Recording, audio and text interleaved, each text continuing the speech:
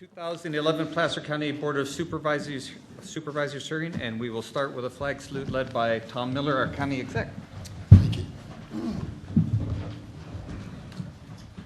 I pledge allegiance to the flag of the United States of America and to the republic for which it stands, one nation, under God, indivisible, with liberty and justice for all. Thanks, Tom. And will you please read our meeting procedures? Welcome to the Placer County Board of Supervisors meeting of Tuesday, November 15th, 2011. Agendas are available on the table in the back of this meeting room. If you are here to speak on an issue not appearing on the agenda, you may do so during the public comment period. There's a 3-minute time limit per speaker. The board is not permitted to take action on items addressed under public comment. When you speak, clearly state your name and address for the record. All items on the agenda will be open for the public to address before final action is taken. There's a 3-minute time limit per speaker, which will be monitored by a timer on the podium. If there is a person speaking on behalf of a group with no other testimony from another member of the group, please identify yourself as such, and your time may be extended at the pleasure of the board. Keep in mind that the chairman has the discretion of limiting the total discussion time on any item. It is requested that all cell phones be either turned off or put in the silent mode. Thank you for your participation and cooperation. Thanks, Ann. Now is the time for public comment. This is the time when anyone can address the board on something that is not on the agenda, keeping in mind that we can take no action on that. So if you do have some comment under public comment, please come forward and state your name. Because the microphones are now working, right, Greg? Yeah. Thanks. Seeing no public comment, are there any supervisors committee reports? I actually did have one thing. I wanted to announce that Supervisor Holmes and I are both on the biomass subcommittee. There will be a community meeting today. It's an open house at the Squaw Valley Public Service District from 3 to 7 p.m. this afternoon. And that will be an open house just talking about what is biomass, what are the technologies, how is electricity generated. It's not project or proposal specific. It's an informational outreach to the community. So anyone who's interested in that subject, I encourage you to head over to the Squaw Valley Public Service District. It's in the meeting room, again, from 3 to 7 this afternoon. That's it. Thanks, Jennifer. Anyone else? Seeing none, we'll move to the consent agenda. This is a list of items that are intended to be all approved in one motion, but the board would be happy to pull any individually and discuss them if anyone from the audience chooses or any of my colleagues so choose. I do have, on the staff level, we do have a requested item 10A. It's a redevelopment item that be withdrawn from the agenda at this time. We'll come back to you at a future date. Okay. Any others? Seeing none, pleasure of the board. Move approval. As corrected. Second. Moved and seconded again to approve the consent agenda as modified. Roll call, Ann. Yes. Yes. Montgomery? Yes. White, Yes, thank you. So we'll now move on to our single item, which is Community Development Resources Agency. We're going to consider a third-party appeal of the Planning Commission's action to approve the conditional use permit, plan development permit, and vesting tentative map for the Homewood Mountain Resort project. So, Michael, are you going to? You got 5 minutes to wait. 9:30. Thank you, Scott. I have just been pointed out that we have to wait till 9:30. So we have 5 minutes to wait, so we can take a break and grab some coffee or whatever. Thank God. Sure. All of that hurrying up. Chair Michael Johnson with the Community Development Resource Agency. Today the board, I'll let Greg turn it down just a little bit. Today the board is considering a third-party appeal of the Planning Commission's approval of the Homewood Mountain Resort project and the environmental impact report that was prepared for that project. Project site is located on the west shore of Lake Tahoe, approximately 6 miles south of Tahoe City. Here's an aerial photograph of the project site, and it highlights the three areas that will be the main topics of today's discussion. We have the north base area here, mid-mountain up in this location, and the south base area here. To provide some background, the resort first opened in 1962. In the 1980s, Homewood merged with Tahoe Ski Bowl, which was oriented at the south base area, and they created a single resort. The project is located within the boundaries of the West Shore Area General Plan, and the General Plan designates this project site as a major ski resort with year-round activities. The resort is currently has 8 lifts and 60 runs, and the runs range from beginner to advanced. The resort has expanded over the years such that there is a facility at North Base and a separate facility at the South Base area. The South Base area includes a 3-story structure, buildings that contain a restaurant, offices, restrooms, and a food storage area, and there are 242 surface parking spaces at South Base. At North Base, there is a main lodge and support facilities and 700 surface parking spaces. At Mid-Mountain, there is a temporary white tent structure that is used during the winter months, and there's also an abandoned foundation for a restaurant that was originally proposed but never constructed. This project is being developed as a joint application with the Tahoe Regional Planning Agency. In July 2007, TRPA and the 2007 partners launched a community enhancement program known as the CEP. It was formerly known as the Demonstrations Projects Program and was designed to provide incentives to developers interested in creating mixed-use, transit-oriented developments in the Lake Tahoe Basin. The overriding goal of the CEP project is to seek out projects that will demonstrate revitalization opportunities for the local economies here. And the proposed redevelopment and revitalization of Homewood was seen as a perfect fit for that program. In February 2008, the TRPA Governing Board approved the reservation of allocations for the Homewood Mountain Resort as a CEP project. The processing of this application has been very fluid, and the applicant has been responsive to concerns that have been raised by the community. After the release of the draft environmental impact report, and based upon comments that the applicant had received, the applicant modified the project to address those concerns that had been raised. Changes in the project included moving the parking structure from the existing gravel parking lot to the Highway 89 frontage, and taking some of the taller structures and moving them back onto the project site. Here are some views of the existing resort. On the upper left is North Base as you're looking towards the lake. Upper right shows the South Base and the buildings in that area. And there's a white tent up at the Mid-Mountain location. With this application, the applicant is requesting approval of amendments to the West Shore Area General Plan, a conditional use permit for a planned development, a vesting tentative subdivision map, and a development agreement to allow for the redevelopment of the Homewood Mountain Ski Resort area.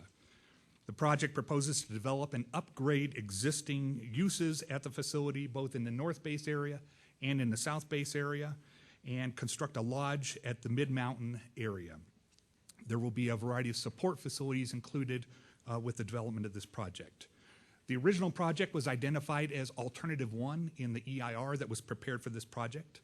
As I previously stated, based upon comments received on the draft EIR, the applicant modified the project to address some of those concerns that have been raised, and a new project, Alternative 1A, was proposed, and that is the project that is before you today. As proposed by the applicant, the design concept for the project will be the historic Old Tahoe architectural style. The buildings have been designed and located so as to maximize the preservation of trees on the site, scenic views, and views to the lake. Additionally, the buildings have been designed in a manner to step with the land, and they will be designed in that historic architectural style. At the North Base, the 17-acre site will include 6 new mixed-use structures and 8 new townhouse structures. The focal point at the North Base area will be a resort lodge with up to 75 rooms, as well as a variety of residential and commercial uses. 13 employee workforce housing units will also be constructed at the North Base, as well as a 4-level parking structure.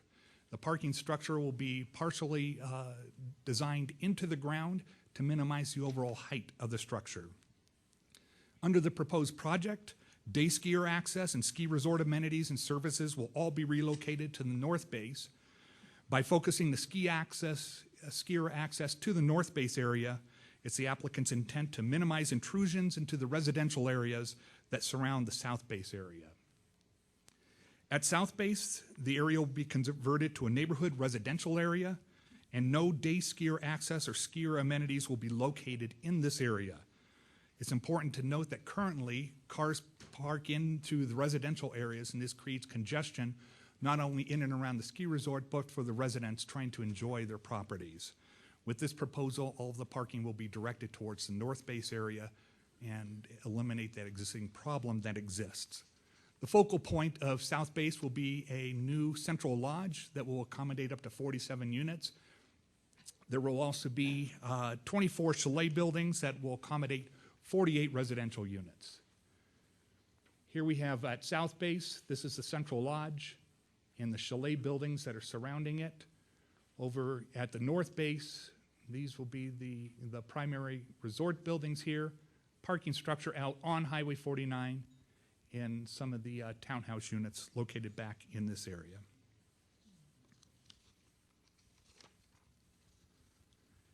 At Mid-Mountain, the existing white tent will be replaced with a new 15,000 square foot day-use lodge.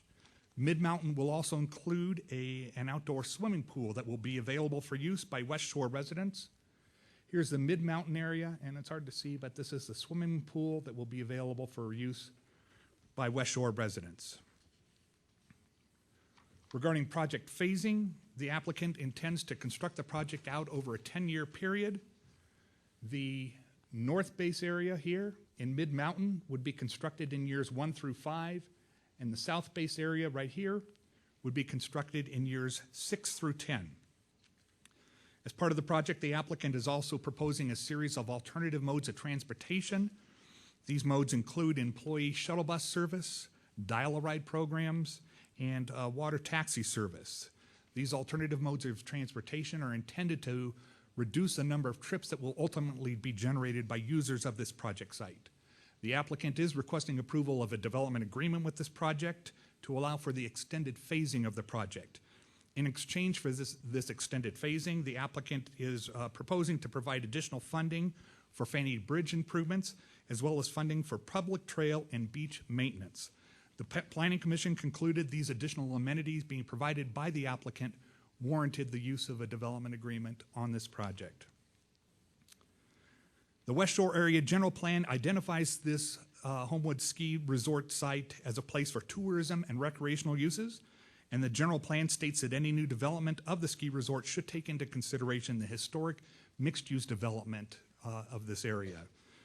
The applicant proposes to amend the allowable uses identified within the general plan to be representative of the historic mixed uses that were in this area.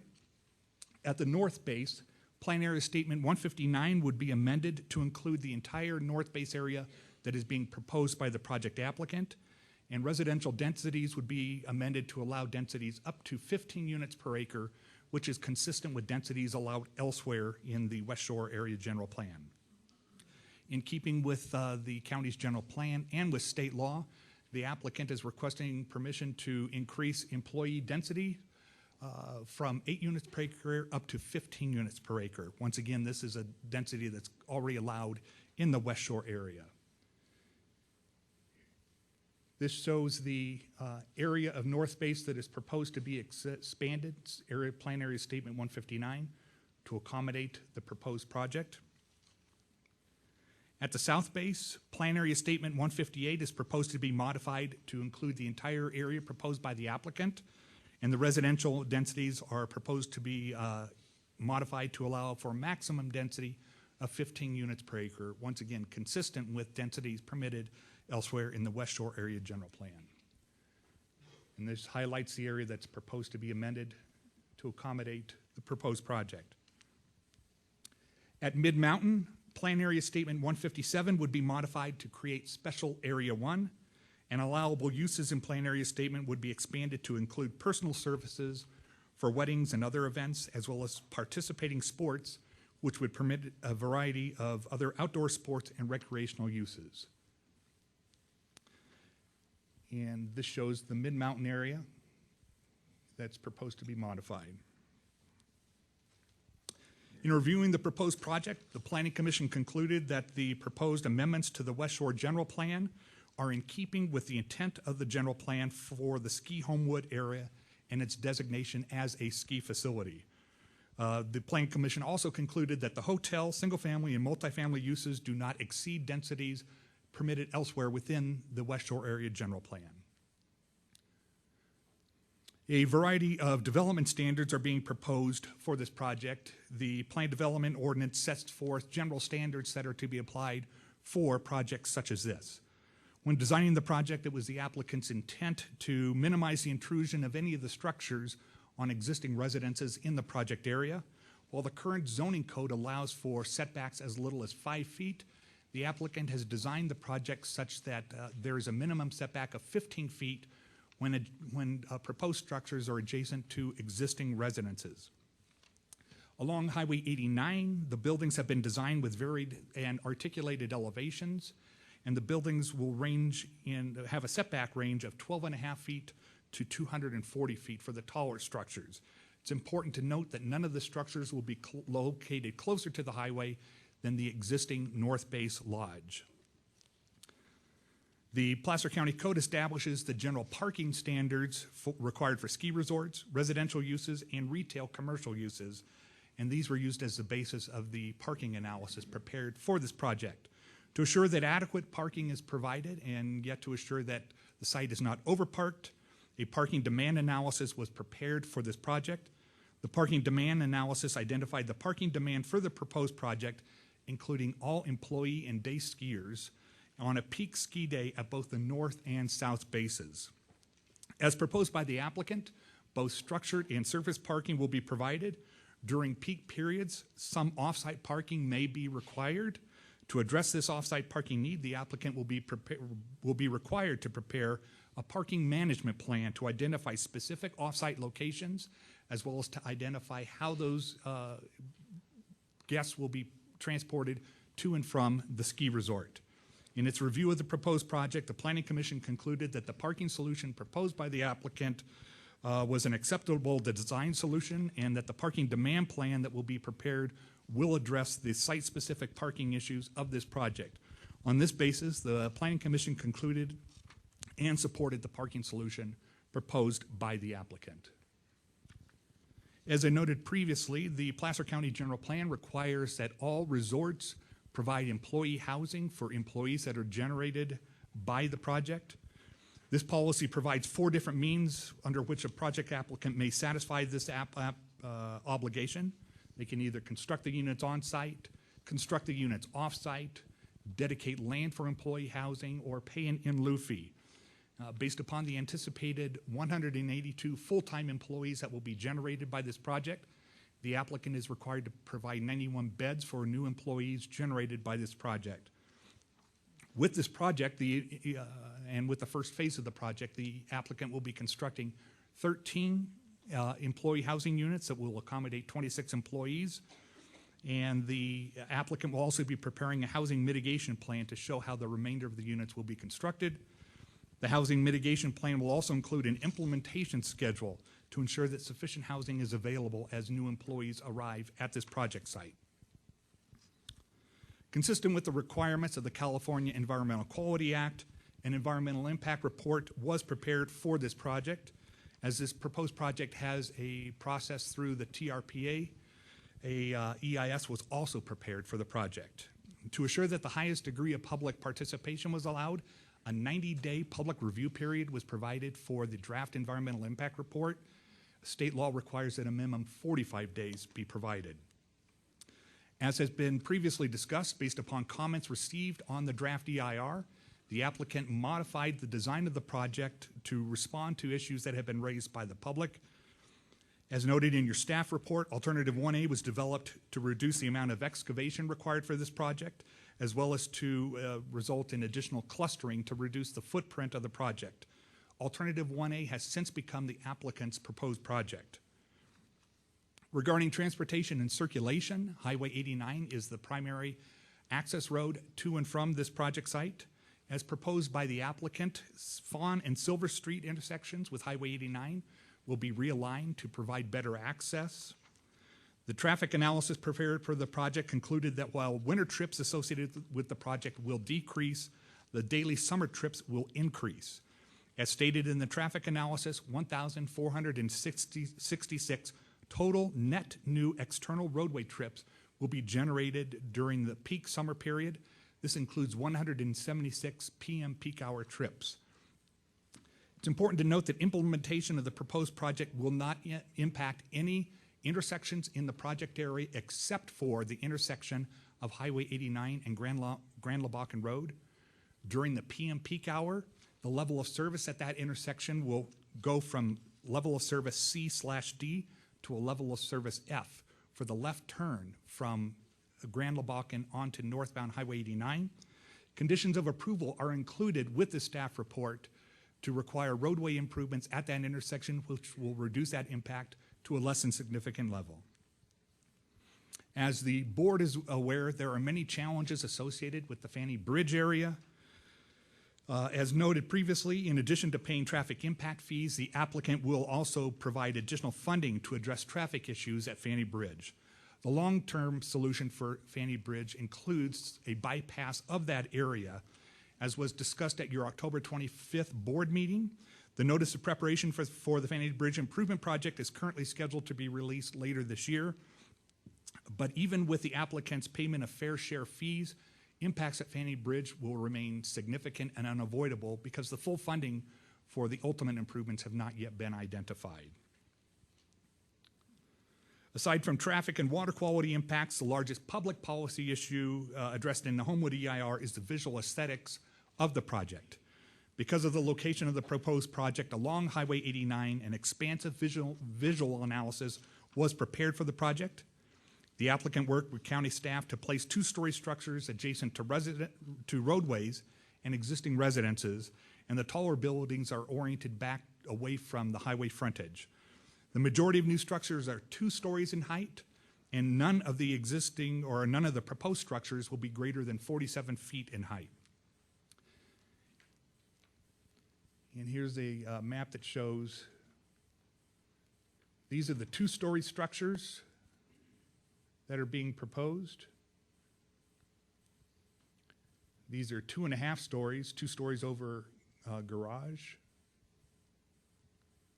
There's one 3-story structure, that's the Central Lodge at South Base.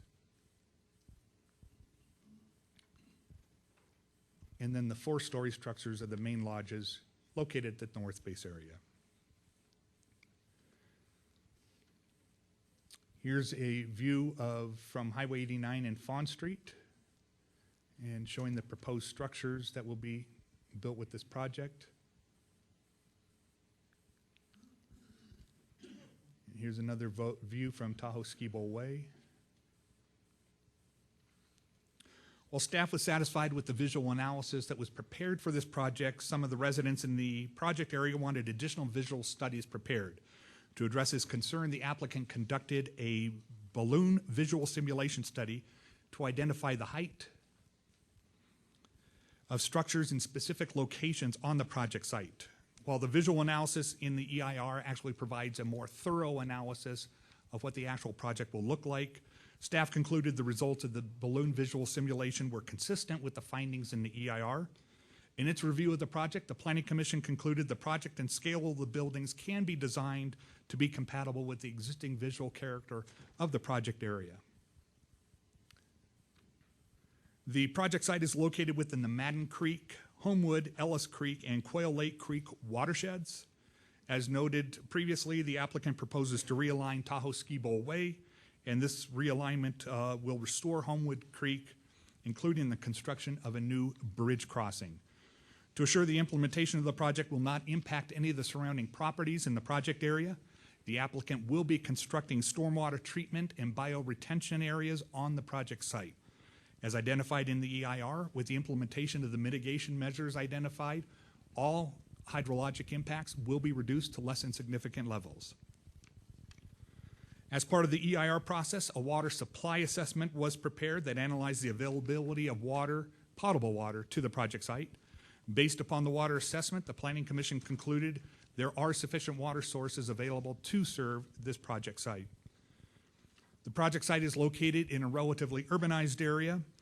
The existing noise sources associated with the project include traffic noise from Highway 89, snowmaking, and occasional outdoor concerts at the resort. The single-family residences that surround the project area represent the noise-sensitive land uses in the project area. However, with the implementation of the mitigation measures that are included in the staff report, all identified noise impacts will be reduced to less than significant levels. The EIR also addressed temporary increases in the ambient noise levels associated with construction activities at the project site. As the board is aware, construction activities are exempted from the noise ordinance by county code. That being said, as with any other construction site in the county, staff will be monitoring the construction activities that occur here, and if issues arise that require addressing, staff will address those site-specific noise issues with the project applicant during the construction period. As required by state law, the EIR considered and identified any significant environmental effects that could not be mitigated to less than significant levels. It's important to note that for any of the alternatives that were identified and analyzed with this project, all alternatives resulted in some significant unavoidable impacts.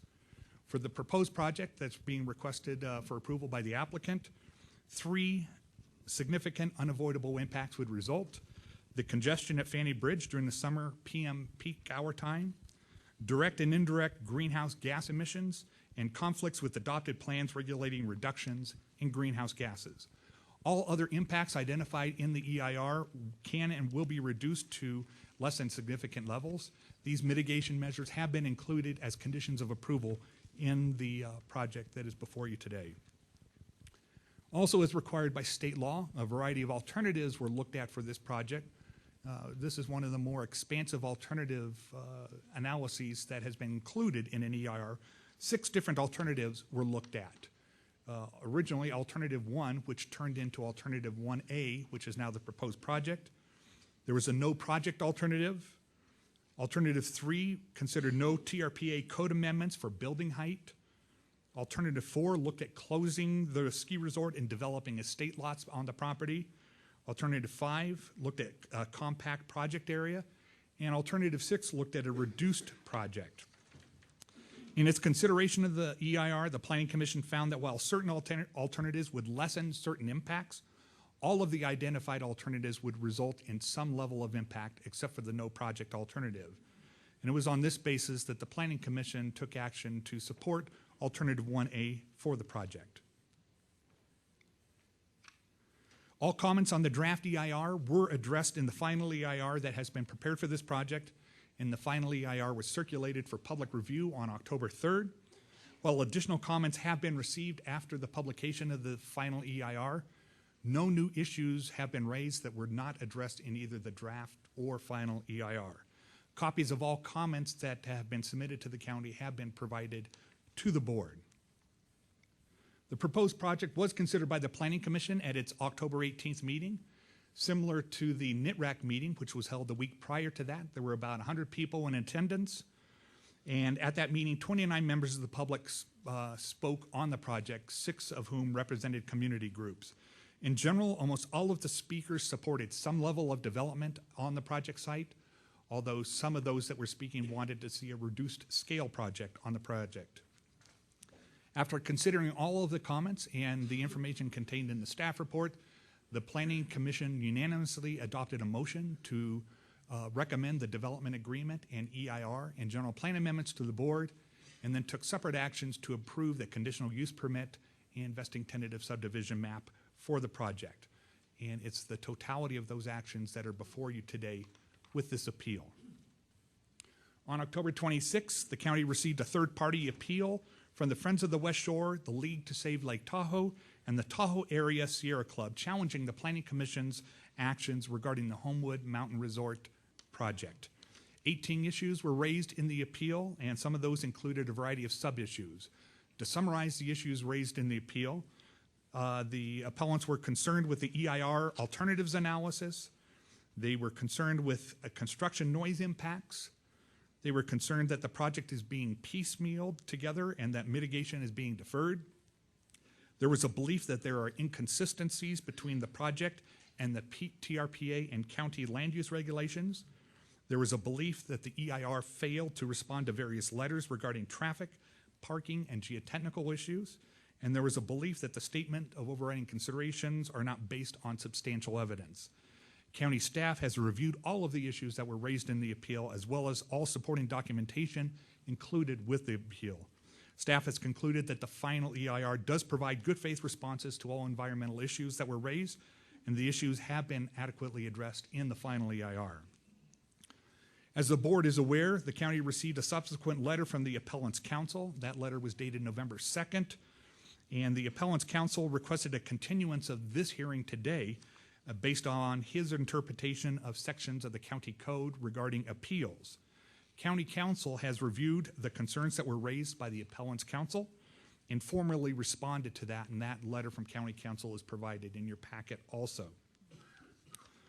County counsel has concluded that this appeal hearing has been scheduled in compliance with the intent of the appeal section of the county code, and moving forward with the hearing today will not result in any detrimental actions to the appellant's rights. That being said, in order to provide the appellant with the fullest opportunity to participate in this hearing, staff recommends the board take the following actions as outlined in your staff report.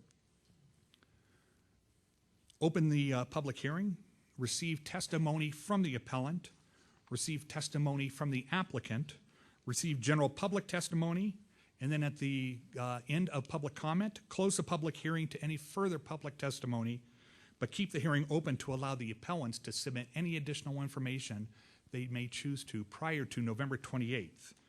And then you would continue the hearing to December 6th in Auburn, at which time any additional information that may have been submitted by the appellant would be considered and the board could begin its deliberations on this project.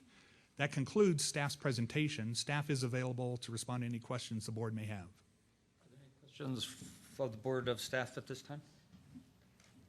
Yeah, perhaps this is a question for Scott. The recommendation that we're seeing written up there, can you give me the genesis of that recommendation and why our board is being advised not to take action today? Sure. Scott Finley with the County Council. Under county code, an appellant has 30 days within which to submit information regarding their appeal. This hearing was scheduled 20 days after they submitted their appeal. Although I don't think the code provides them a right to the full 30 days to submit their information, in an abundance of caution, what we're recommending is that you do continue this and allow them the full 30 days so that it eliminates any argument that they were not allowed the full opportunity to submit their comments. As Michael indicated, the recommendation here is this was noticed properly, and at the conclusion of the Planning Commission hearing, this date was announced to the public for this hearing. But again, in order to, in an abundance of caution, we believe it would be appropriate to go ahead, allow the appellant the full 30 days, which would be through November 28th, and then continue this to December 6th for the final action of the board. And if in the ensuing 10 days after our meeting today, it is 10 days, right? 10 days. Correct. Later, Through additional documentation is received from the appellants, though we have closed the public hearing. What right would members of the public have to comment on the documents that were received, and what right would the applicant have to respond to those documents received? well, the applicant would have the full right, and the public would have the right to comment on those particular documents which were submitted, but not general testimony as to the project which you would receive today. So although the public hearing is closed, it still remains open for the limited purpose of receiving those documents, responding to those documents, and I would say responding in full to those, to the appeal, and then the public would have that opportunity to comment on that limited basis. Thank you for the clarification. So just to clarify, thank you, Chairman. So just to clarify, at this upcoming meeting, if we go in this direction down on the 6th, the public and the applicant and the appellant would only be able to respond to the supplemental information. Correct. Okay. Jennifer? But again, to clarify, there will be an opportunity for additional public comment on the 6th to the specific issues raised between now and November 28th. Correct. Okay, just wanted to make sure, because there were a number of members of the public who were not able to be here today, and they were very concerned that they would not be able to make any comments. I did try to communicate to them that the comments would be limited to the issues raised, but that there is actually an opportunity still for public comment on that December 6th meeting. That's correct. Thank you. All right, with that then, we'll proceed. We're going to hear first from a representative or representatives from the appellant. We are going to allocate 15 minutes for that presentation. That will then be followed by opportunity for the applicant of the project to make a presentation for 15 minutes. And then it will be opened up to anybody and everybody from the public for 3 minutes of comments. We would hope that the public members or anyone actually would not repeat something that's already been said, so that the board just doesn't get overwhelmed with time as compared to salient information. So with that, is there a representative from the appellant or representatives who would wish to start off their presentation? There's two of us, Ron Gossler, the Sierra Club, and myself, Susan Clark. Just state your name for the record, please. Hello, my name is Susan Gearhart, and I'm the president of Friends of the West Shore. Friends of the West Shore, League to Save Lake Tahoe, and Tahoe Area Sierra Club challenge each of the Homewood Mountain Resort Ski Area Master Plan project approvals based on the following summary as reasons, as well as each of the concerns spelled out in the comment letters previously submitted to the county, as well as other issues raised by the county by any other commenters. On behalf of the Friends of the West Shore, please consider the following comments on the final EIR. FOES has conducted a thorough review of the EIR with assistance from a number of highly qualified consultants. A review has been identified numerous areas of concern with the EIR's analysis. The following comments on the final EIR focus on issues arising from the EIR. FOES believes that many of these concerns can be addressed by the inclusion and selection of an additional alternative to the proposed project that further reduces the scope and footprint of the proposed development. FOES agrees that an upgrade of the Homewood ski area would be a positive step for the Homewood community. As FOES' accompanied alternative proposal sets forth that the number of units proposed for the project be reduced by 33%. Nothing in the scant financial documents provided in support of the EIR's financial feasibility statements substantiate that a more modest project is infeasible. FOES believes the project size reduction would result in a true win-win that complements the Homewood community rather than overwhelms it. FOES firmly believes that a process was directed by a community would have resulted in an acceptance development plan for the ski area at the beginning of this process. As it turned out, Homewood's process, although allowing people to submit ideas and comments, was entirely controlled by the ski area. And once Homewood Mountain Villages decided on the size of the proposal and its basic components, its proposal was not subject to debate of substantial changes. However, the preferred alternative still remains much too large for the rustic Homewood community, and because of its size, does not have widespread support from the Homewood community and adjacent neighborhoods. FOES remains open to seeking a compromise alternative that is acceptable to Homewood Village resorts and the community. As the following comments point out, the EIR has numerous deficiencies that have made it difficult for FOES and the public to effectively comment on the document. Public participation is an essential part of the secret process. Evaluation and response to public comments is also essential. Failure to comply with the requirement can lead to disapproval of the project. FOS does not believe the final EIR and the responses to comments live up to these standards. In most instances, the responses are designed to defend the draft EIR rather than objectively review the comments and evidence and consider appropriate changes to the EIR and project. FOS respectfully requests that the EIR be supplemented to address the following deficiencies and those raised in the attached expert comments and be recirculated for public review and comment. Number one, the final EIR analysis of alternatives and assertions that alternative 6 or smaller project versions are infeasible is not supported by the required analysis or substantial evidence. The draft EIS fails to analyze an adequate range of alternatives that would reduce the environmental impacts of the proposed project. Secondly, the county and the TRPA did not dismiss the serious noise impacts that will result to the project's neighborhood over the next 8 years. The agencies claim that no significant construction noise impacts will result to adjacent residents between 6 a.m. and 8 p.m. because the project complies with the county's noise ordinance, which exempts construction from the noise limits during the day. SEQRA preempts the county's effort to exempt construction noise from SEQRA's review via local ordinances. The draft EIS fails to discuss the amplification and echoing of noise from the project's proximity to the mountain. Third, the EIR's description of numerous aspects of the project are inadequate to evaluate the effects of the project. The draft fails to accurately describe the project's road usage related to transport or fill. The description of the amphitheater proposed use is inadequate.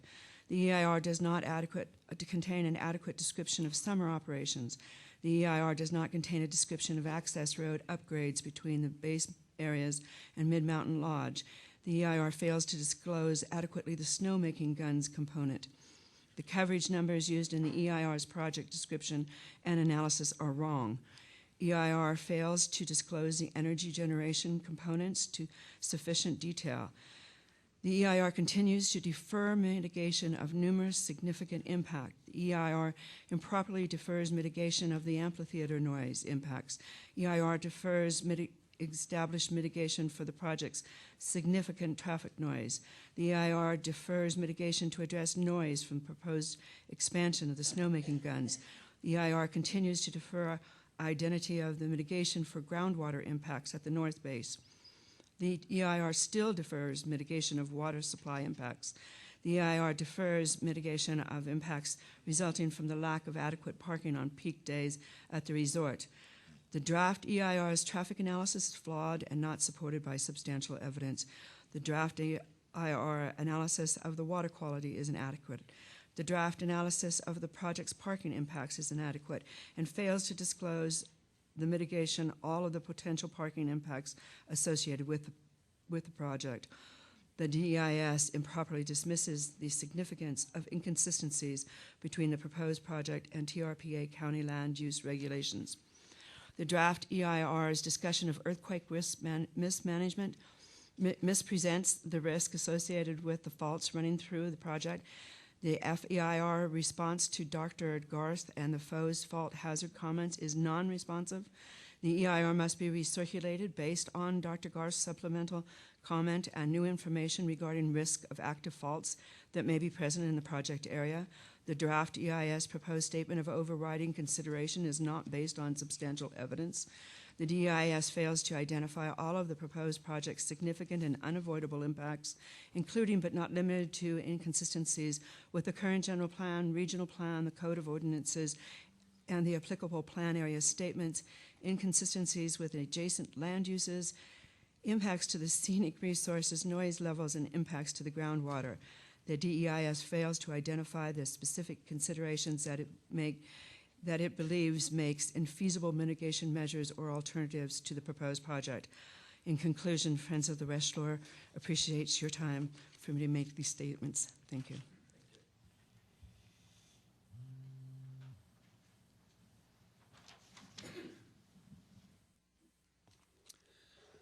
Good morning, members of the board. I'm Ron Grossi, Sierra Club. I we are one of the three appellants in this case, and I wanted to make it clear that we did submit a letter on November 2nd to all members of the board. I hope you each have seen our member, which addresses the financial issues in particular in this case. It's a 4-page letter. If not, if you could raise your hands, I'll make sure we re-mail to each of you individually. Have you all gotten the letter? Fine, thank you. There's only one issue we want to address at this time because the other issues have been covered by Mike Luzo's letter and by Ms. Gerhardt in her recent presentation. We want to discuss the economic argument that's being raised by the developer in this case to allow for so many amendments and so large a project. In order to understand the economic arguments, you need to take a look, and I'm assuming your staff has, at the Dean Runyon Associates report that's referred to in the EIS and the EIR. You also need to look at the financial analysis done at the request of the developer by a firm called BAE Urban Economics. Basically, we all know it's a large project, and what the developer is saying to all of us is like a two-pronged argument. He needs to build something way beyond what the code requires because, and he can therefore offer to us a revitalized or even an enhanced ski area, but in exchange he wants to put in over 300 residential units and many other buildings along with much higher buildings. More specifically, he's saying he needs to focus on the missing 400 skiers midweek during the ski season. And to get those skiers, he's saying that if he can build 312 units and assume 2.25 people per unit, that he can make his number, which actually, if you do the math, it's a much larger number. But then he says, whatever the number is, it's got to be cut in half because of the occupancy factor here at Lake Tahoe. And that is the flaw. I'm not saying the developer is not well-intentioned. I know him, and he is well-intentioned. He's trying to do a good project for us, but it doesn't have to be this large, and let me explain why. Let's keep in mind 5 points. First, the occupancy factor, which officially, as of 2008, was 45% according to the Runyon report, is an annual report. That's irrelevant to this project. Mr. Chapman is focused on the 4 months of the ski season, which has nothing to do with the summer or the shoulder months. It's just 4 months during the winter. Therefore, this report, or this number of 45%, or where he has agreed to say, let's call it 55%, is really irrelevant because the number that should be used is what is the occupancy factor during the very limited time in which he'll be operating. Think of a golf course. It would be meaningless to ask how many skiers are there in the course of a year here at Tahoe at a golf course when we know they can't play golf for 9 months. You would want to look at just the 3 months that are involved. That number might be 80 or 90%. As a golfer, I can tell you I can't get on when I call up. They're booked solid because it's a limited time period. So using an annual number, which the Runyon report makes clear it's using, is irrelevant to this analysis. Number two, any occupancy factor that gets used is an average. You have to think in terms of a bell curve. Some resorts will be at 30 or 40% and struggling. Others will be at 80 or 90% during peak times. And I'm saying to you that during the ski area, 4 months, that will be a peak time. Therefore, you're thinking of a bell curve, and 45% has nothing to do with JMA. They're at 80 or 90%, or possibly 100%, depending upon how many residential units they put in. So they're not average. They have pools, skating rink, all types of amenities which the majority of residential resorts here at the lake don't have. The next is, I think we're looking at kind of a red herring. It's a wishful red herring, but it's a red herring nonetheless. Mr. Chapman's argument is, I need 400 additional skiers to pay for my lift expenses during those 4 months. But no law says that. No accounting board says that. He would just like to see the number of skiers paying for the lift expenses. And so he therefore comes up with the number of 400 times their lift tickets. Well, if you're going to limit it that way, which is not required, but if you're going to limit it that way, how about all of their extra purchases for food, skis, repairs, lessons, clothes? Not in there, as explained in both the BAE and Runyon report. Next, on the one hand, part of us wants to cut the developer on a project like this some slack, because there's going to be a benefit to the community. There are some projects, in my opinion, that really don't benefit anybody but the bottom line of the developer. This project is more of a hybrid because it has a benefit to the public, and in my mind, I'm willing to cut the developer some slack, but we're not as partners. Ultimately, he has to make the project viable. Well, it turns out he can make the project viable and smaller, and I'll explain why in a moment. But one last point, under CEQA, as these other points also apply to CEQA, but under CEQA also we have to consider any adverse effects that this project may have on the financial health and the economic health of other resorts here at the lake. This is a very competitive environment, and adding what he proposes, which is 312 residential units to an already very competitive environment, isn't going to enhance their income. Now, how can we make the project smaller? It's not hard. 200 units. I think I just heard the developer have a heart attack, but I'll continue anyway. 200 units. I wouldn't even use this 2.2 number. I think we're talking 3 is an average number of people for these units, because some are 1 bedroom, many are 2 bedrooms, which is like 4 people. Let's say 3. 3 people, 200 units is 600 skiers, and I say it's going to be at full occupancy because we're only talking about a very limited time, which is his ski season of 4 months.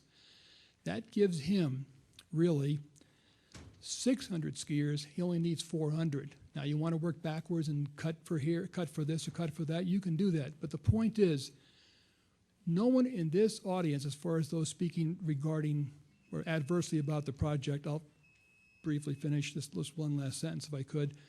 No one is asking to delay this project or stop the project.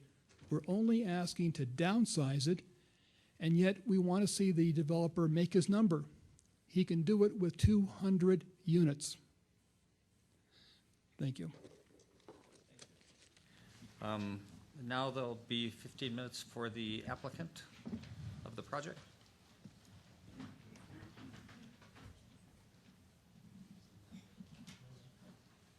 And before Art starts, I failed to comment that there are folks in the back passing out cards if you want to speak from the public.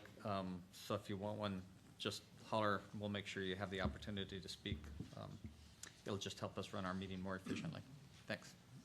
Mr. Chairman, Art Chapman on behalf of Homewood Mountain Resort and JMA Ventures. I'm going to go through this quite quickly. Homewood, as Michael indicated, is operated. It'll be its 50th anniversary next year. Hopefully, with the approval of this master plan, we'll be able to offer it to the community for another 50 years. First, I'd like to introduce the master plan itself. Homewood is the largest single privately owned parcel of land in the Tahoe Basin, over 1,200 acres. The new master plan will add a 75-room base hotel, approximately 145 units at the north base, and another 110 units at the south base. This is the new north base hotel, patterned after the old Tahoe Tavern hotel that unfortunately burnt down and was torn down about a half-century ago. This is the North Base Pedestrian Village, a public facility, the centerpiece of the new village, hopefully the new centerpiece of Homewood. Irregularly shaped ice skating pond. In the summertime, it'll be used for outdoor movies and for miniature golf. This is the South Base that replaces what today is a large expanse of concrete parking areas, maintenance areas, totally to be revegetated and restored with chalets. This is the Mid-Mountain Chalet. The Mid-Mountain Chalet sits on 13,000 square foot footprint. It's a 15,000 square foot facility. You can see the gondola coming into it. It is actually moved approximately 750 feet above the existing tent that you saw. That brow actually shields this from the lake. It cannot be seen unless you're approximately a mile out on the lake. By the way, the minimum guideline is 350 yards. It's 5 times further out than is required. The roof is actually green, and you can see it's below the canopy of trees. You couldn't even see it with binoculars from a mile out on the lake. That's a public facility, I might add, open year-round. In terms of energy development, for the first time, the plan for this resort is to generate approximately 30% of its energy on-site through microhydro, geothermal, and solar energy. It is the only mixed-use resort in the United States on a path to receive a gold certificate from the United States Green Building Council. It is going to apply low-impact design principles for the first time. All on-site walkways and driveways that are not otherwise over a subterranean vault will be constructed of pervious materials, similar to what the county has done with the transportation center at 64 acres in Lake Tahoe now. In addition, the 3 SEZs that are on the property are shown in blue here will be restored. Nothing is built on them, nothing is built near them, and they're actually being restored. The green areas show you the porous materials that are going to be used for driveways and for walkways. In terms of alternate transportation, for the first time, this project, and Michael alluded to this, is going to be introducing shuttle bus service, dial-a ride service, winter and summer, where area residents can be picked up, their kids, grandkids at their home, taken direct to a lift, and taken home at night. And there'll be 10 of those vehicles in the wintertime, 3 of them in the summertime. We will complete the missing link of the bike path at our cost. We will provide free the ugliest bike, we're going to call it the ugly bike fleet, where the public can actually check out bicycles, and they'll be colored in such a manner they'll be identified if they're not brought home in the evening. In terms of wildlife, we're all concerned about catastrophic wildfire here. This shows you a picture a couple years ago of 110 acres adjacent to Homewood. On the right-hand side is the after. This is what we have done with about 1/3 of the mountain. We have committed to doing the entire mountain in this manner. In addition to that, we have proposed something that we learned from Snowbird, but in Montana, another resort we're involved with. We're actually going to be engaging the master snowmaking system to actually fight fires in the summertime. God forbid if we had a fire, we will deploy portable generators in fireproof enclosures on the mountain that can be used by firefighters to energize a snowmaking system to knock down a fire. 2 years ago in Montana, where they had the Cascade Fire, 10,000 acre fire, we actually saved the town. We were actually able to deploy the snowmaking system, put up a wall of wire of water that allowed the firefighters to get in behind it, set up a defensive perimeter that actually knocked down the fire. In terms of watershed protection, I think, as many of you know, we've received the Best in Basin award for the water we have, the restoration work we've undertaken. This is an example of a roadway before treatment. This is what it looks like today. It is not enough to paint it green. I was in the Army and saluted. The water still runs off it. In these areas, we actually go down 15 to 18 inches, put indigenous materials down there, actually grow shrubbery, so the water doesn't run off. It actually is infiltrated into the mountain, promoting the hydrology and revegetation and reducing the fire danger, I might add. This work to date has resulted, and this is verified by soil scientists from the University of California, Davis, it has resulted to date in 88,000 pounds of fine sediments annually not running into the lake. We have committed to another 66,000 pounds through further restoration work in this master plan, which means the annual sediment reduction coming off of this mountain, annual, will be over 150,000 pounds a year, every year, that won't otherwise be running into the lake. In terms of community benefits, we're actually proposing to build the first public, and I mean public and free swimming pool on the North Shore. The closest public swimming pools to this area are in Incline Village and Truckee. We're building new hiking trails. Through the restoration work, we are going to actually be saving those trails that are needed to service the ski area and its equipment, but those trails for the first time will actually be offered for hiking and very possibly mountain biking in the summertime to the general public. We will also be connecting through the adjacent PUD property to the historic Olympic Nordic Trails. We're going to be bringing Nordic skiing back to the West Shore and to the Olympic Trails. In terms of the missing bike trail segment, as I indicated, this is the missing bike trail. We will be paying for the completion of the missing link. We are adding a new amphitheater. This will handle up to 1,500 people, hopefully bring musical and cultural events back to the West Shore.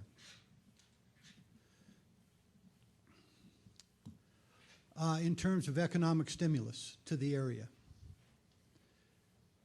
this project will result in 500 construction jobs. By the way, that represents $175 million worth of wages. We have also committed to use local workers as a priority in the construction. We have talked to the general contractors and have worked very closely with organized labor, many of them who are here today, to ensure local people are hired first for these jobs. It will create approximately 180 full-time jobs, have a $6 to $7 million positive impact on local tax revenues to the county, school district, fire districts, and on an annual basis have a positive impact of between $16 and $20 million a year to the West and North Shore communities. It will be a sustainable all-season destination resort.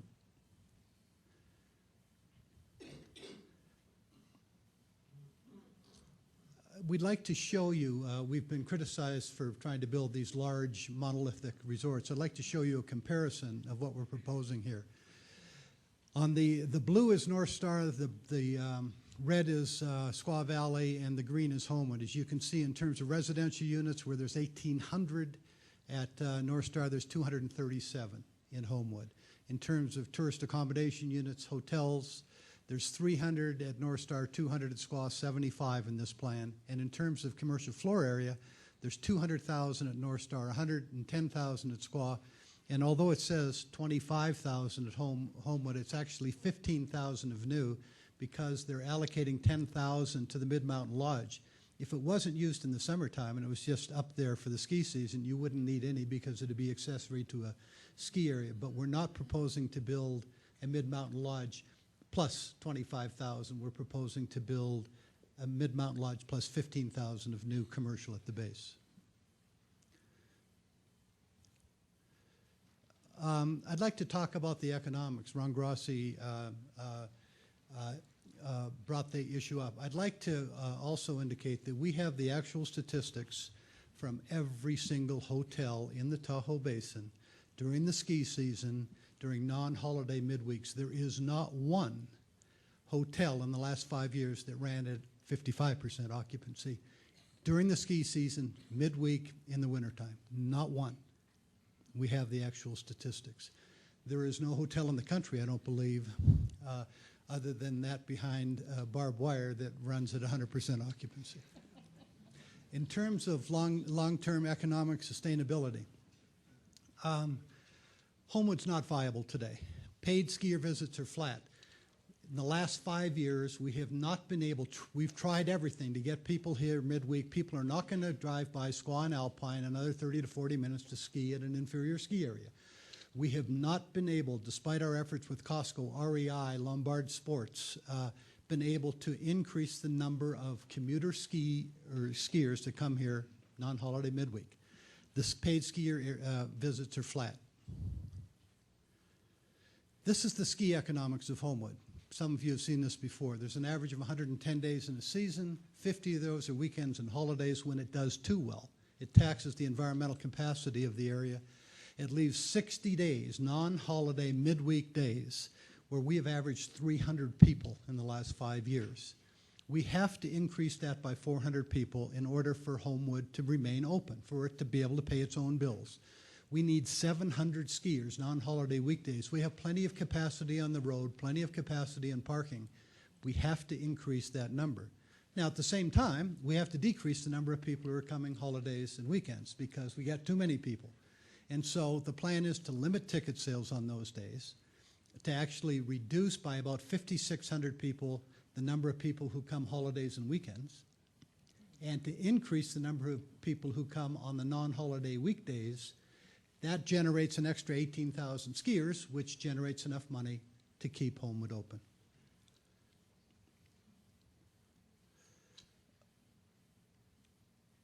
This is, in graphic form, shows the problem. Instead of 3,000, we got to reduce that to about 2,000, and instead of midweek of 300, we have to increase that to 700.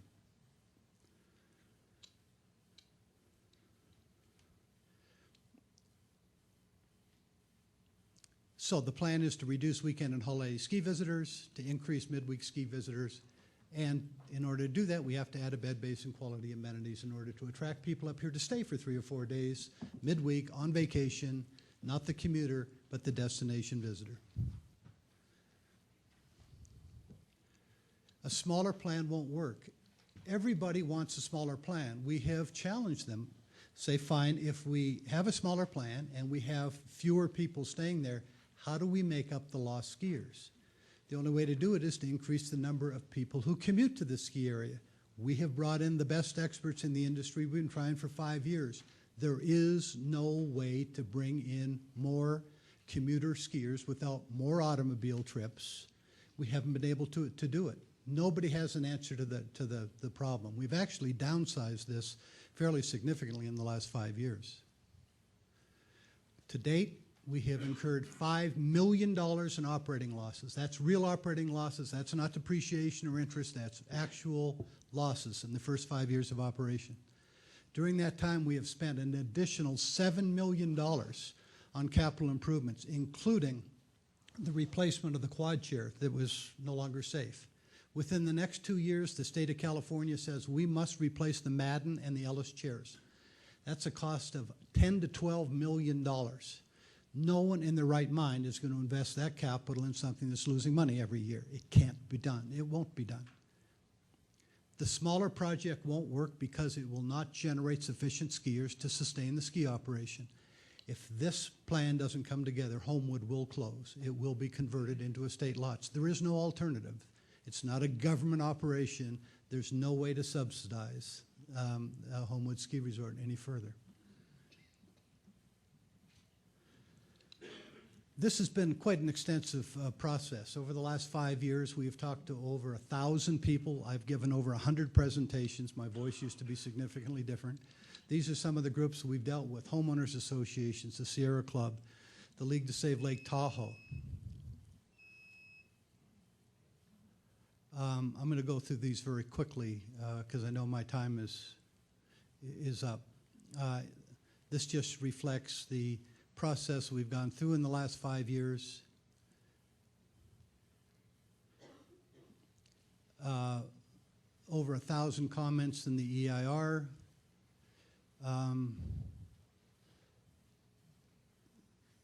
The comments from the advocacy groups.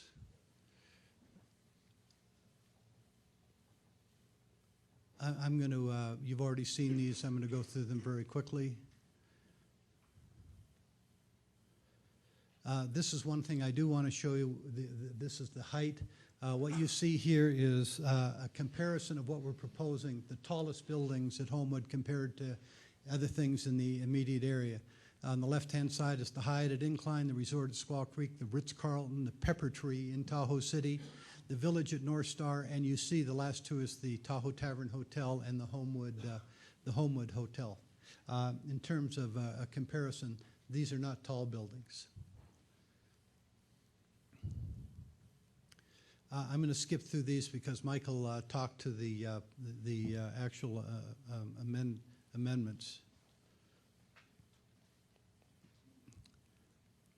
The last thing I want to show you, and by the way, from a local standpoint, I think this is important. The community told us they didn't want fractionals. We eliminated them. The community said they were concerned about the cost of skiing. We have agreed that in the first 5 years that local residents will be eligible for a 20% discount on the price that the public will otherwise pay to ski or buy a season pass at Homewood. We, as Michael indicated, this was the old parking structure. We moved it and replaced it with this single 11 whole ownership. This was the south base, 3 large buildings. We changed it and replaced it with this, chalets. This is what it looks like at the south base. In terms of traffic, just a couple comments. Traffic at Homewood is down 31% over the last 10 years. These are verified by Caltrans actual statistics. When built, traffic, and this is the amount that'll be added, VMT, overall, it's still less than it was 5 years ago. But when you take into consideration the fact that in order to build anything in the Tahoe Basin, you have to tear down something first, you have to transfer development rights from an old parcel to a new parcel. When you take into consideration the overall impact of the additional vehicle miles traveled and that which you're eliminating, Homewood will result in less VMT than exists today, which means an improvement to air quality, and it'll result in less trip generation than exists today. The EIR, first time around, failed to take into consideration the replacement of existing TAUs that'll be torn down when this resort is built.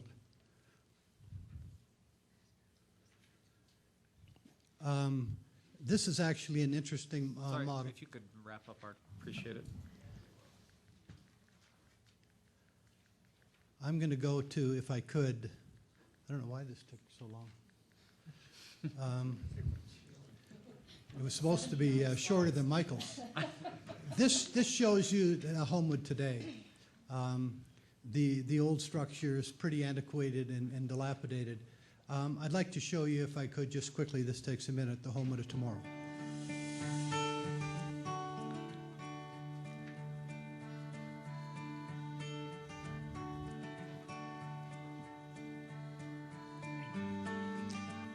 This is the porous material that you'll actually be driving on. The water and snow melt will actually run right through this back into the ground. All the parking in this area, this is the hotel, is underground.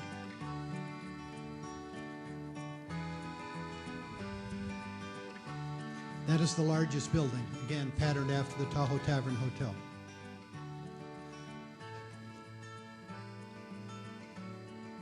This is the village where the only commercial areas are an ice cream parlor, a hardware store, and a deli. There is no other commercial in this area.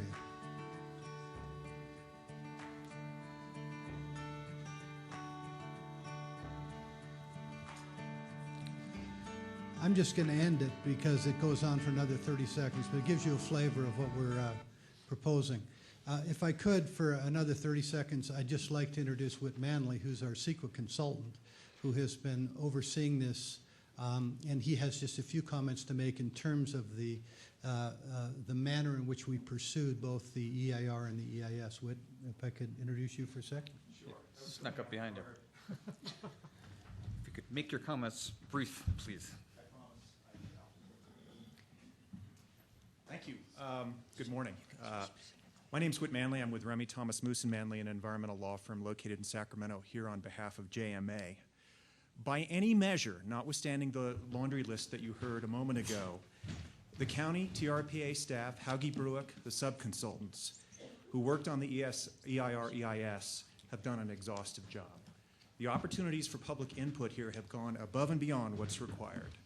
And I want to point out something that I think is relevant to that. The agencies with regulatory authority over the resources affected by the project, the Regional Board, Caltrans, the Tahoe City PUD, so forth, have participated in this effort. None of them opposes the project.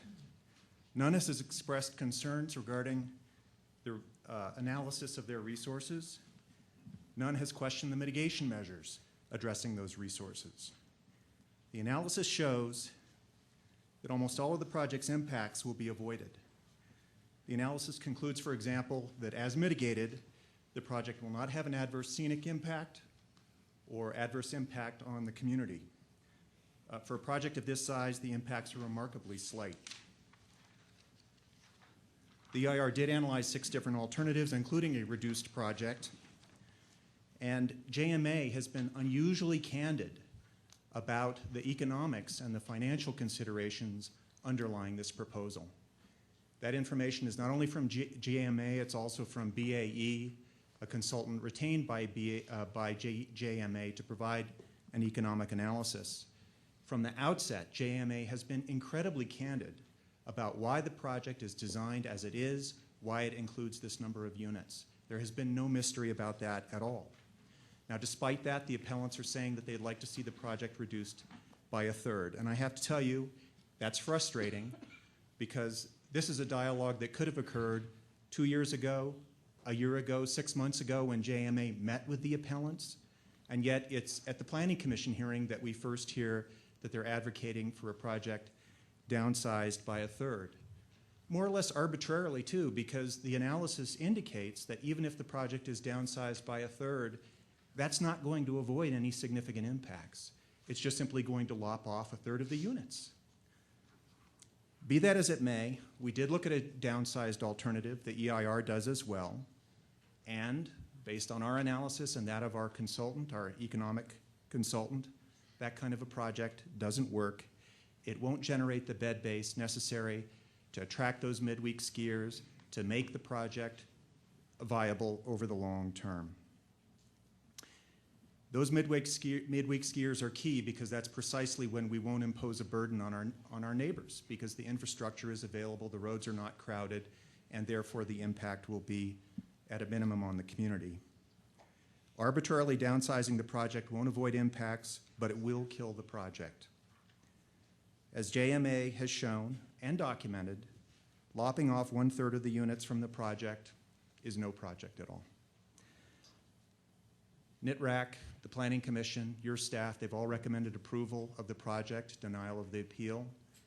We appreciate your time. We ask for your support, and we'd be happy to answer any questions you might have.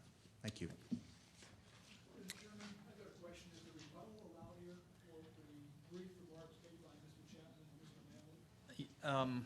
You know what I think I'll do is open it up to the public, let people comment, and then at the end, I'll let both sides wrap up on something that they think is salient and specific and short, so that the board will have all of the information it needs. Thanks. So we will now open up the hearing to the public. If you want to speak again, complete the cards, and I need those cards in, so. Clerk's gonna call. Oh, you're going to call them off? Oh, perfect, okay. So the clerk of the board will call off the names. Why don't you do it in a series of 3, Ann, so that people will know when they're queuing up, and then just be ready to come to the microphone as quickly as possible to follow the next speaker, so we don't have a lot of time wasted just waiting for somebody to come to the microphone. So if you will give us the first 3 names, Ann? Randy Hill. And the next 2? Oh, Sid Early and Steve Williams. So Randy Hill's first speaker. Actually, never once. Please come forward. She didn't want to go first.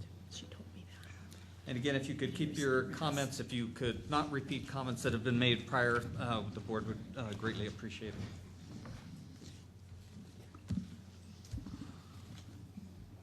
Well, benefit of being, I'm Randy Hill, Tahoe Vista. Benefit of being first is I won't repeat any comments.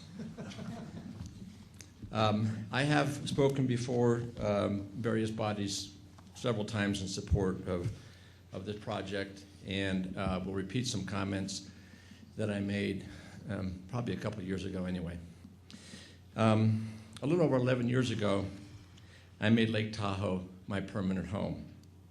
I must admit that for several years, I was apprehensive and critical of commercial development. Why disturb this comparatively rustic, pristine environment, I asked. But about 7 years ago, I began to notice that words such as rundown, disrepair, deterioration, loss of community were seeping into my thinking. and I tried to ignore those thoughts. Today, however, there is only one word that really consistently remains, and that is decay. From Crystal Bay to Tahoe and possibly beyond, we are experiencing insipid, steady decay, environmentally, socially, and economically. The process has only been exacerbated by the global financial situation. Like a bad tooth, we're decaying from the inside out. And as is often the case with a bad tooth, we choose to ignore it or simply hope that it'll go away. Ultimately, however, if not addressed in a timely manner, the only thing left is a root canal or possibly resection. If we do not address this decay now, I fear that we will be faced with our own version of a root canal in the basin. JMA has invested untold capital in taking Homewood to unparalleled environmental levels. They have met with the community repeatedly over the past several years and incorporated many, if not most, of the suggestions into the program. They have invested heavily in being good stewards of the land. They have taken thoughtful, environmentally focused steps to indeed stem the clear decay that existed when they acquired Homewood. We need this development approved environmentally, socially, and economically, just as we needed Crystal Bay and something in between the two. Yes, they are significant redevelopment efforts, and yes, they are of a scale. However, we will not be able to reverse the continuing decay with more quaint cottages and minor facelifts alone. To do so is simply not economically feasible to develop or to draw the necessary lifeblood required of the area. I urge you to support this project. Thank you. Thank you. Next speaker, and could you give the next three, Ann? Sid Early, Steve Williams, and Claudia Williams.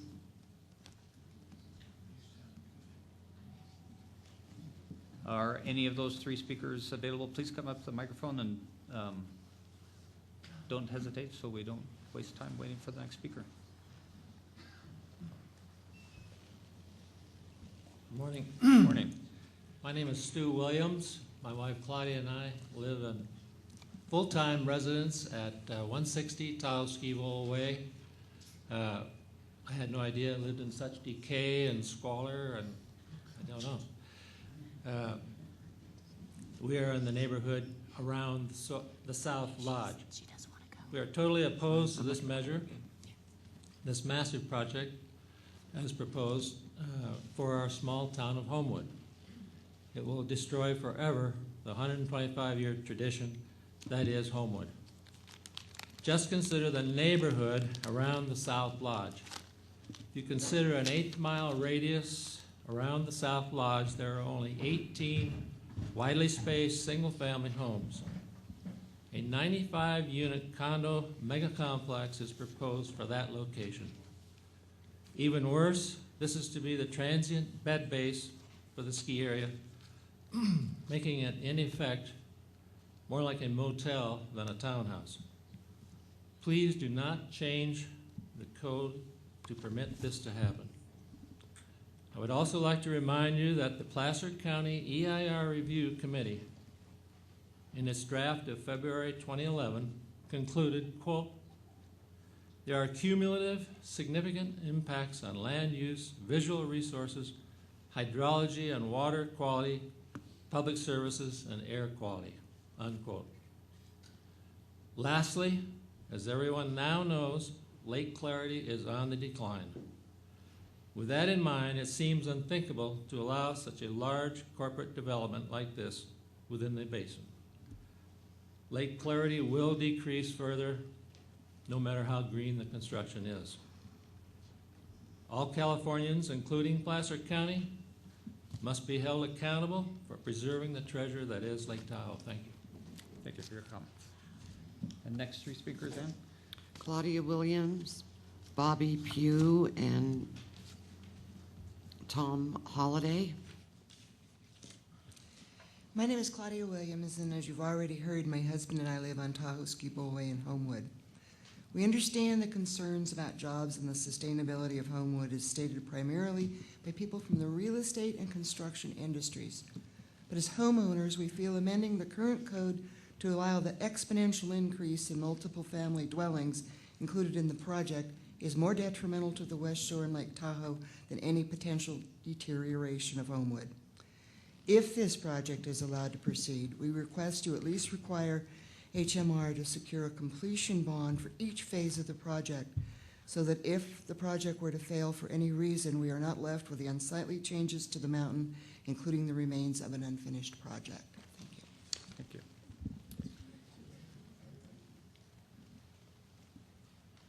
Bobby Pugh, Tom Holliday, and Susan Smith. Good morning. Thank you, board members. Good morning. My name is Bobby Pugh, and I've worked around Lake Tahoe since 1991. I know firsthand how hard it is to make a living at the lake. I'm here today to support the Homewood project for many different reasons. But to me, the most important reason to pass Homewood is that Lake Tahoe has a major environmental problem with erosion runoff that is hurting the lake. My concern is that with our government so dysfunctional right now, that there will be no federal money coming, like the $1 billion that we enjoyed in the past years, even with the help of Senator Feinstein and Harry Reid from Nevada. The cavalry isn't coming. We're going to have to take care of the lake right here with ourselves. The money needed to protect Lake Tahoe is going to come from private sector. I urge you to capitalize on JMA's willingness to invest in Homewood. In these economical times, I applaud Art Chapman and Associates for taking the financial risk that they are taking. With the economy the way that it is, with Italy and the world global, the way we're tied, I can't even believe they're going to risk taking on this type of a project. I urge you to pass this project, for I fear that if this project does not get passed with the EIR that was prepared and all the time and money that JMA has invested, no one else would dare to come to Lake Tahoe and spend their time and money at the lake. I just don't see it. I again urge you to do the right thing for Lake Tahoe and pass this project and set a bar of excellence for the rest of the developers that want to come and redevelop on the Lake Tahoe and follow the great job that JMA has done here. Thank you. Thank you for your comment. Tom Holliday, Susan Smith, and Cheyenne Price. My name is Tom Hobday, and I live in Truckee. I'm representing the Tahoe Forest Health System Foundation. The foundation's role is to support health care in this region, North Tahoe and Truckee, through the Tahoe Forest Hospital system. You may wonder what health care has to do with this project. And health care is part of the infrastructure of this area that makes it one of the wonderful places to live. We're fortunate to have a health system like we have, but it is a very expensive project. Healthcare supports about 800 jobs in this region, and recently the health hospital has been named one of the 100 best rural hospitals in America out of 1,700 hospitals. It takes resources to provide for that kind of support in the community and provide health care for the people who live here and visit here. The key to providing infrastructure in any community is economic engines. I worked with several of you guys and your predecessors when I was president of SACTO down in Sacramento. We were bringing economic engines into the Placer region and other counties surrounding Sacramento. And up in this area, we have several economic engines. One of them is ski resorts and hotels. The Homewood project is a key economic engine that brings resources into this region to help us provide for the quality of life that we all enjoy now, those of us who live and visit here. Without that money coming in, unfortunately, the region will go into economic decay. All you have to do is look at Detroit to see what's happened to communities that don't pay attention to their economic infrastructures and economic engines. I would like to request support of this project in order to support healthcare in the region and all of the other good things that we all enjoy as residents and visitors to the Tahoe area. Thank you. Thanks, Tom. Good to see you again. Susan Smith, Cheyenne Price, and Rob Wheaton. Good morning. Good morning. My name is Susan Smith.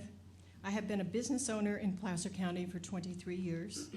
I have been a homeowner on the West Shore for 38 years, and I currently live here full-time in Rubicon Bay.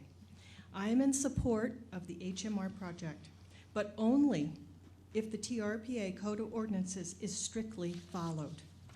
We are very fortunate to have a regional planning agency with well-thought-out thresholds to attain. Specifically, the height ordinance must be adhered to. Nothing more than 48 feet, and this is the way TRPA measures, not the way Placer County measures. This is imperative. I've completed 2 projects in the basin and have had to adhere to all of the regulations. The Code of Ordinances is essential. All of the property owners in the basin have had to meet the same requirements. I support the project, but I feel that it is just too big. I support Proposal 6 and recommend a downsizing of 30%. The traffic gridlock on the West Shore will worsen. Traffic increases air pollution.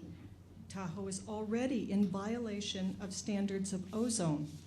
I am very opposed to any traffic light in Homewood or any other area on the West Shore. On the positive side, the project is approved as a LEED certified pilot program. This needs to be strictly adhered to for the entire project, not just the north base. The level of gold LEED certification is really only minimal. It's 2011. We have massive global overheating and 9.0 earthquakes. We must build to the highest green standards. Really, it should be a platinum level. We can be a model in starting an eco-community. It would be very attractive to many people in the future. Thank you for your time. Thank you. Cheyenne Price, Rob Wheaton, and Kelly Toomey. Any of those 3 speakers? It's Rob Weston.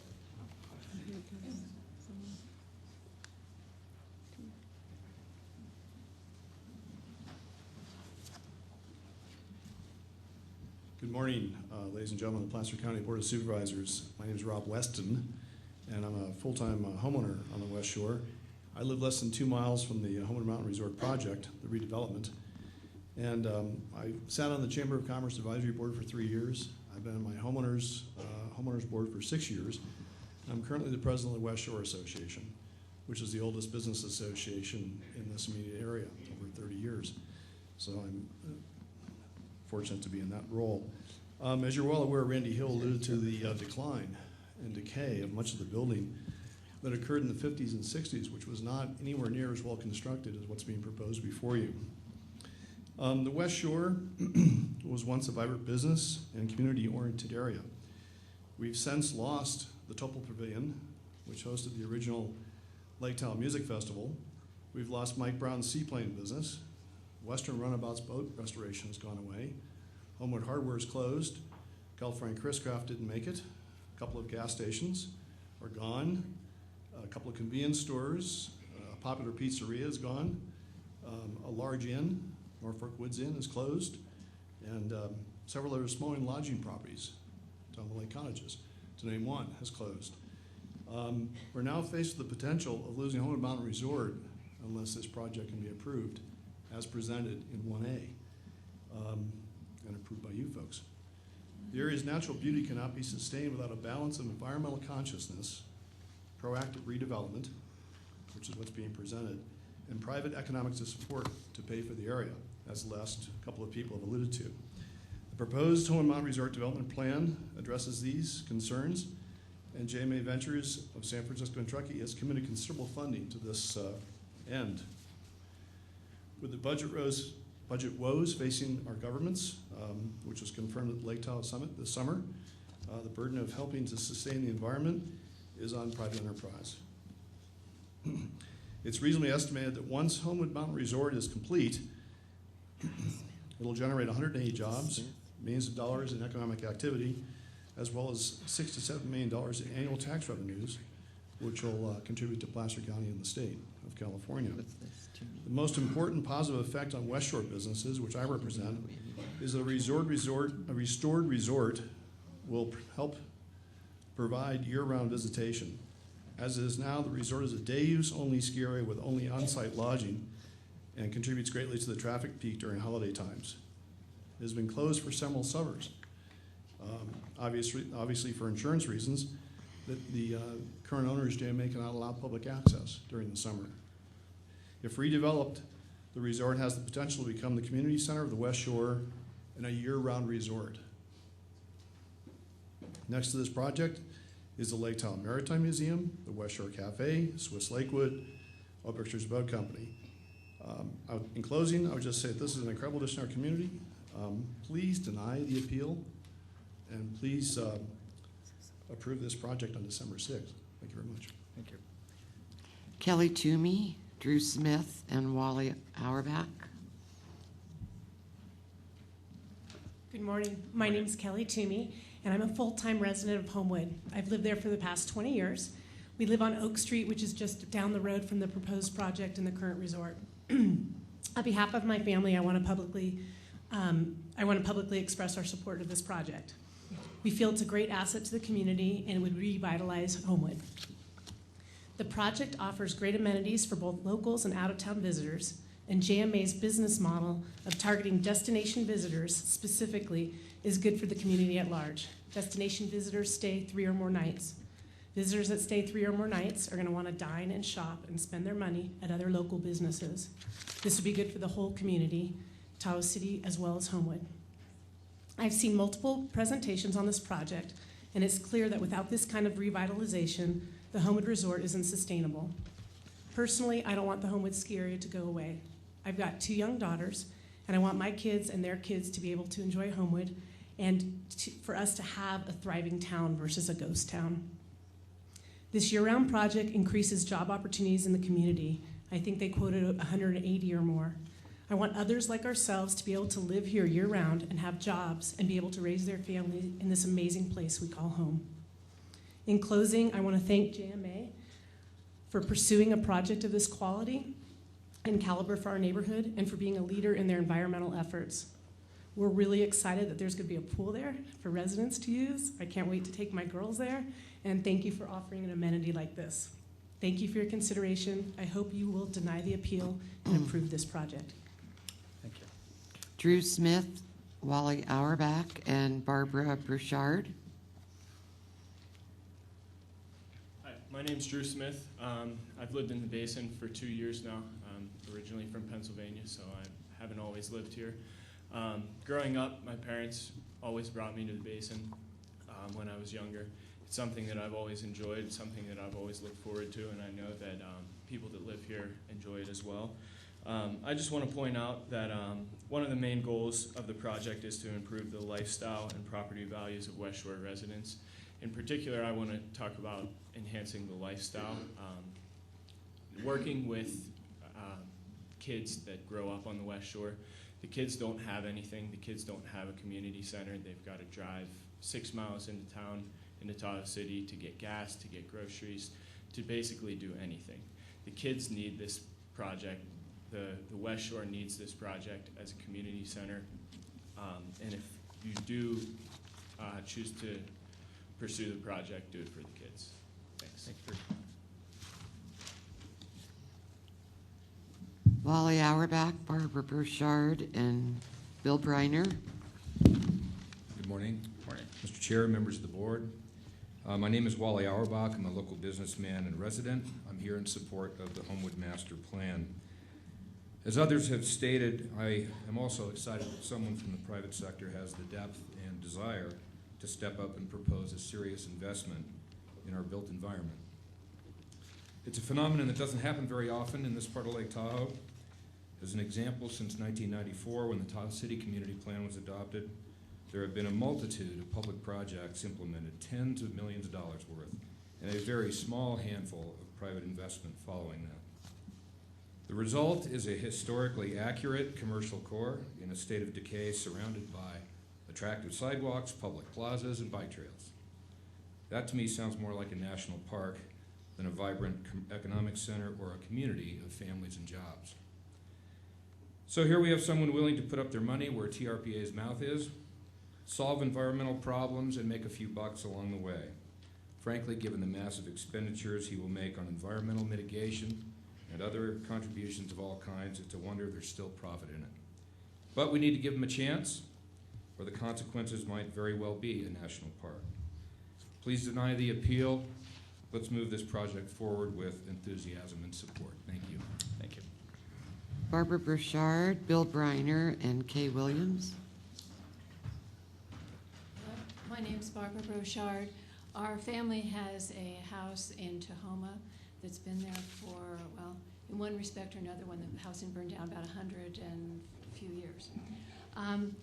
I am in support of the Friends of West Shore and their reduced proposal. I think that the traffic has been underplayed. The trips of the people have been figured out, but there's going to be garbage collectors, there's going to be suppliers, there's going to be an incredible amount of traffic. I can't imagine the emergency response is going to be very good if you call for an emergency, if you need to get someone quickly to a hospital, or if, God forbid, we do have to evacuate for a fire. The project is large, but the road is not going to change. It's still going to be a two-lane road to do all these emergency things. I also don't think that it's the job of a government agency to assure a developer a handsome profit. A developer is there, obviously, to do good for the community when he can, but also to make money. And I think that I'm sure when he bought the property, the local codes were in place, the plan area statements were in place, and when the other speaker spoke, we have to abide by those plans. Those were the rules under which he bought the property. Now he wants to change the rules to make more of a profit, and I don't really think that's fair. I think the reduced one is perfectly adequate. They want to not only change the codes, they have a small area and it's abutting the lake. It's not like Squaw or North Star where they've got a lot of property away from the lake and they can spread out. They're hemmed in by the mountains, the lake, and residential areas. It's like a big development on a postage stamp. It can't be that big. The quality of life on our quiet West Shore is very important to a lot of the people who come there to vacation and who live there. We don't want traffic noise and a degraded environment, but we do understand that tax bases are important and we need taxes to provide services. So they are important, but not at the expense of the quality of life and the environment. So we do support the appeal and the reduced proposal number 6. And I did forget to mention one of the more important parts. Besides living there for so long, I am the president of the Mckinney Bay Improvement Association, and I represent that group, a homeowners group. Thank you. Thank you. Bill Briner, Kay Williams, and Eugene Wilson.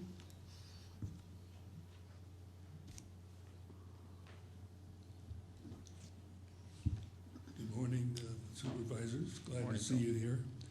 My name is Bill Briner. I'm a longtime resident of Tahoe. I've been in business up here for over 65 years. I'm still in business and I plan to continue on. I'm also a former member of the Board of Supervisors of the County of Placer for 12 years, before a lot of you people were born.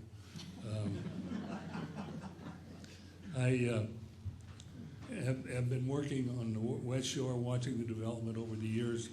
I've skied Tahoe Ski Bowl when Ernie Kettenhoffen first started it, and when Helen Aldrich was doing the Homewood, combined the two and being able to ski both areas at one time, I think it's just delightful.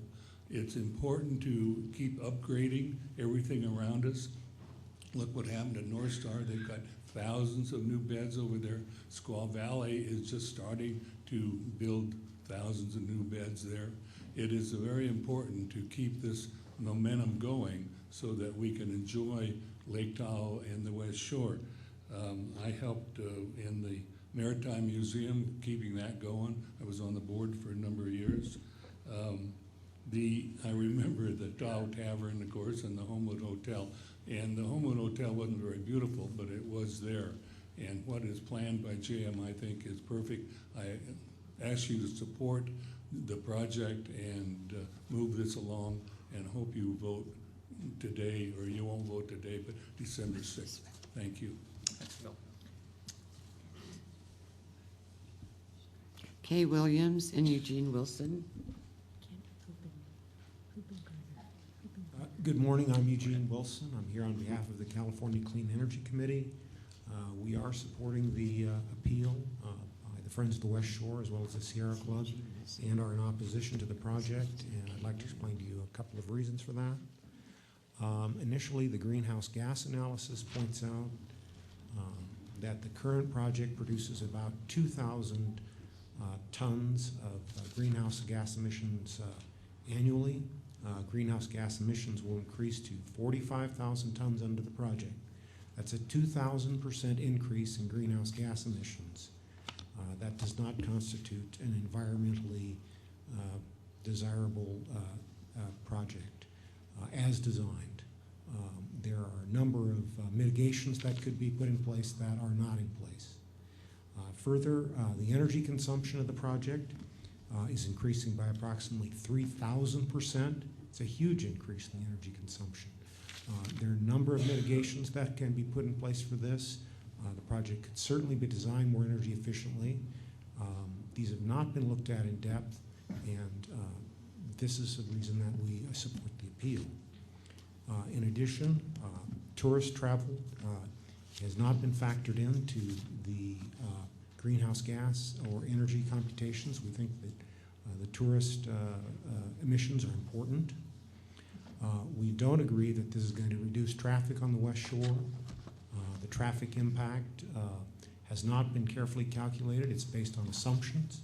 You're not going to put in 300 residences, a 75-room hotel, etc., and not increase and reduce traffic. As far as evacuation routes, they have not been considered. The general plan needs to be updated to include evacuation plans.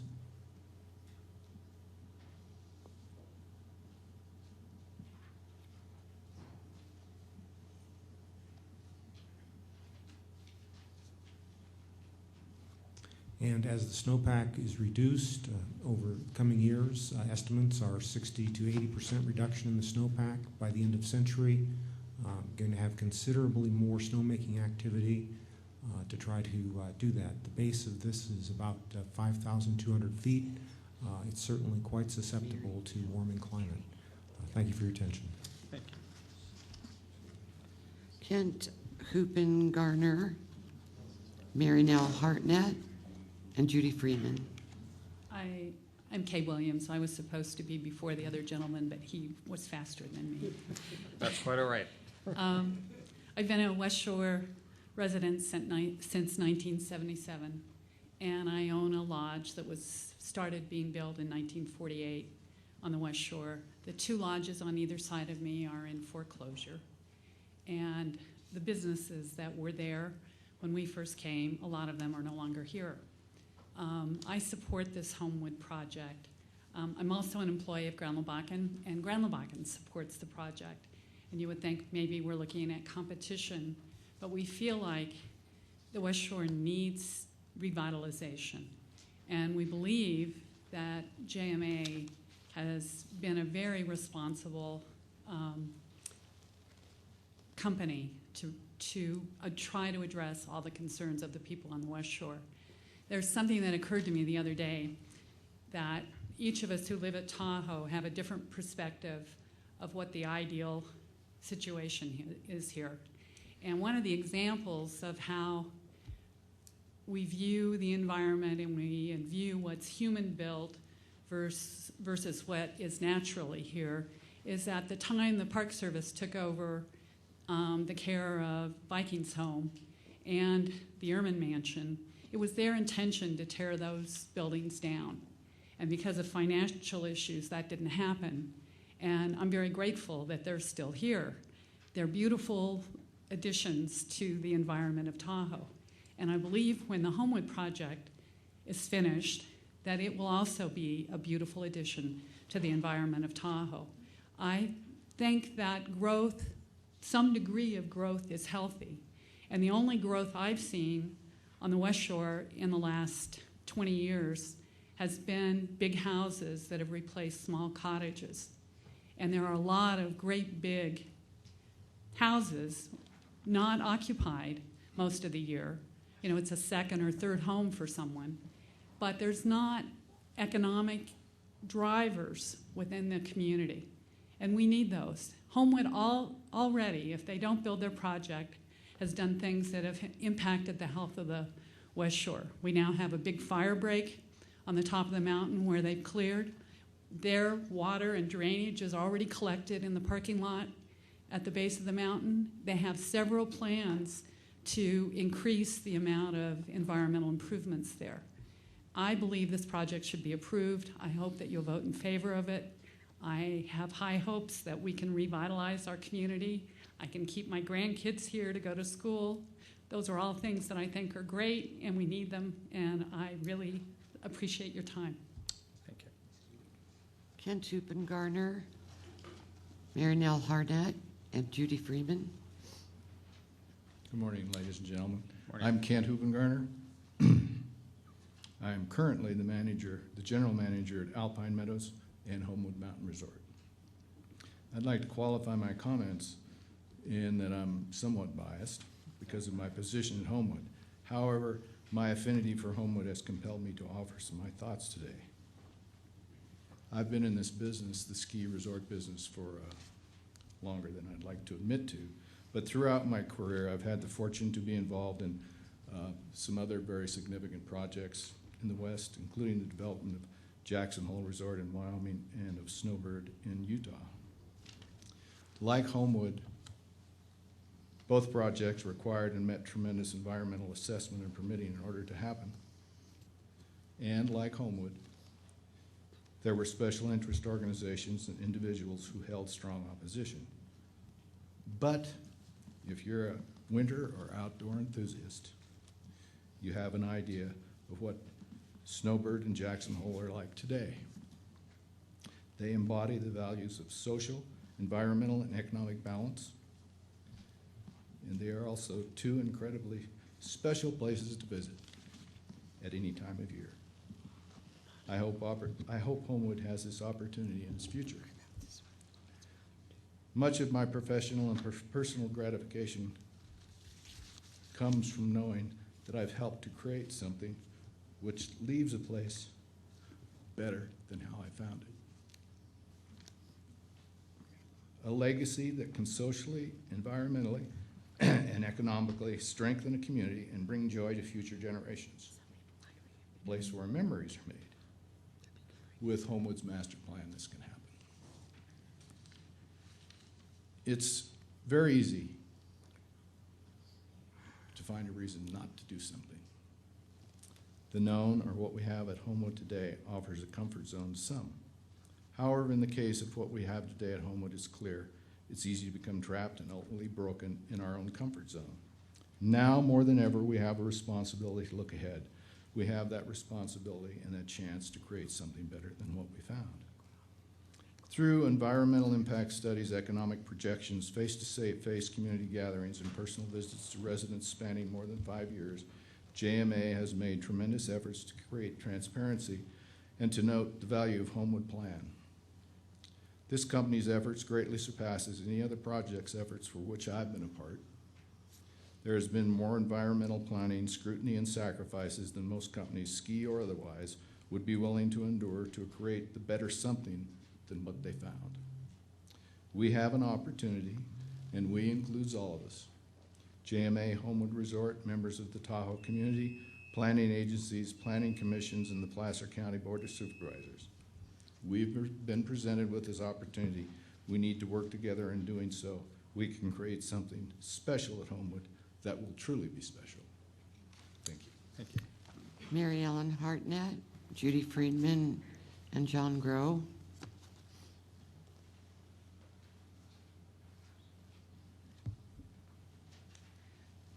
Good morning, supervisors and morning. guests. I'm Mary Nell Hartnett, real estate broker, Tahoe Real Estate Group, 5093 Westlake Boulevard, corner of Silver, right next door to Homewood. Previous location beginning 1993, across the street, 5390 Westlake. I'm also vice president of the West Shore Business Association. As a registered voter, full-time Placer County resident, I ask you to confirm and approve this project as presented today. Please confirm the economic benefits that will result from paychecks earned during construction being spent throughout our local business community and Placer County. 182 permanent plan jobs. Yes, let's improve local employment.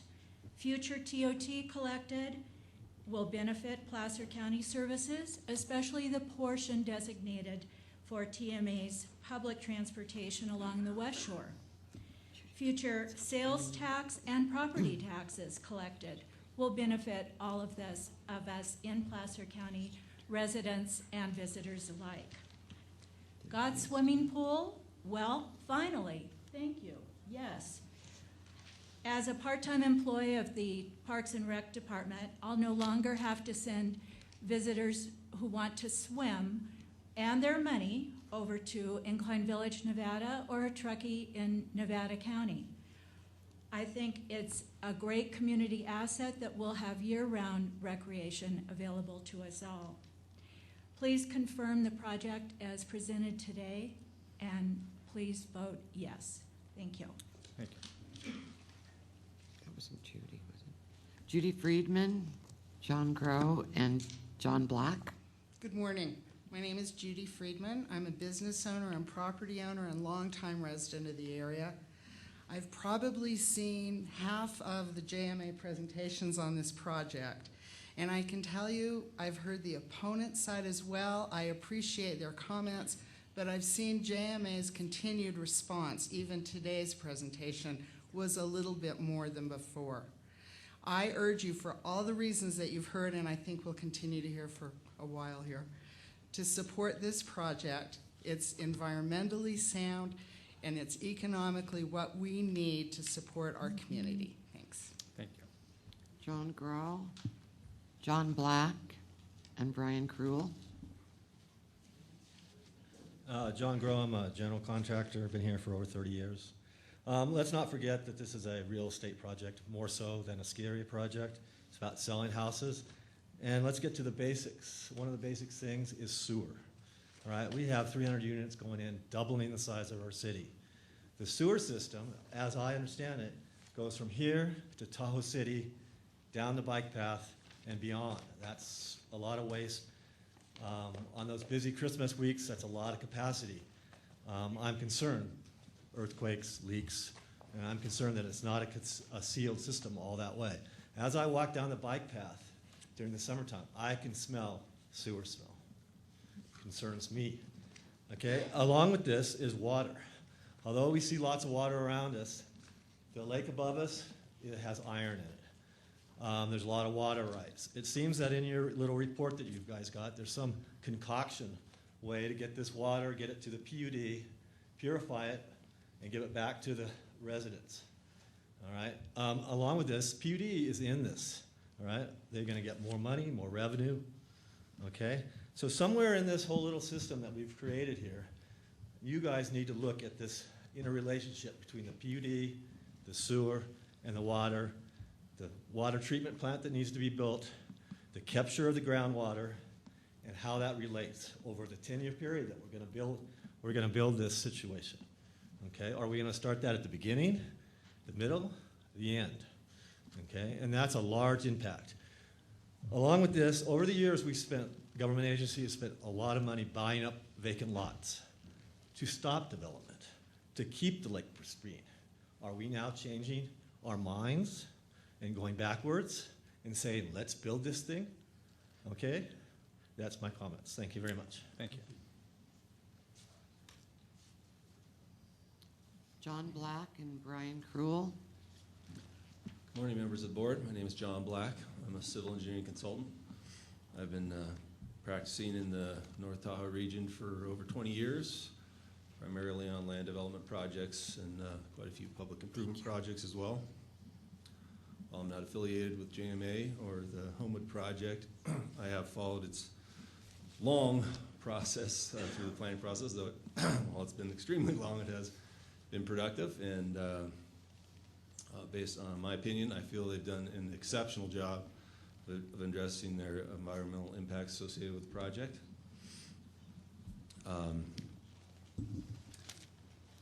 While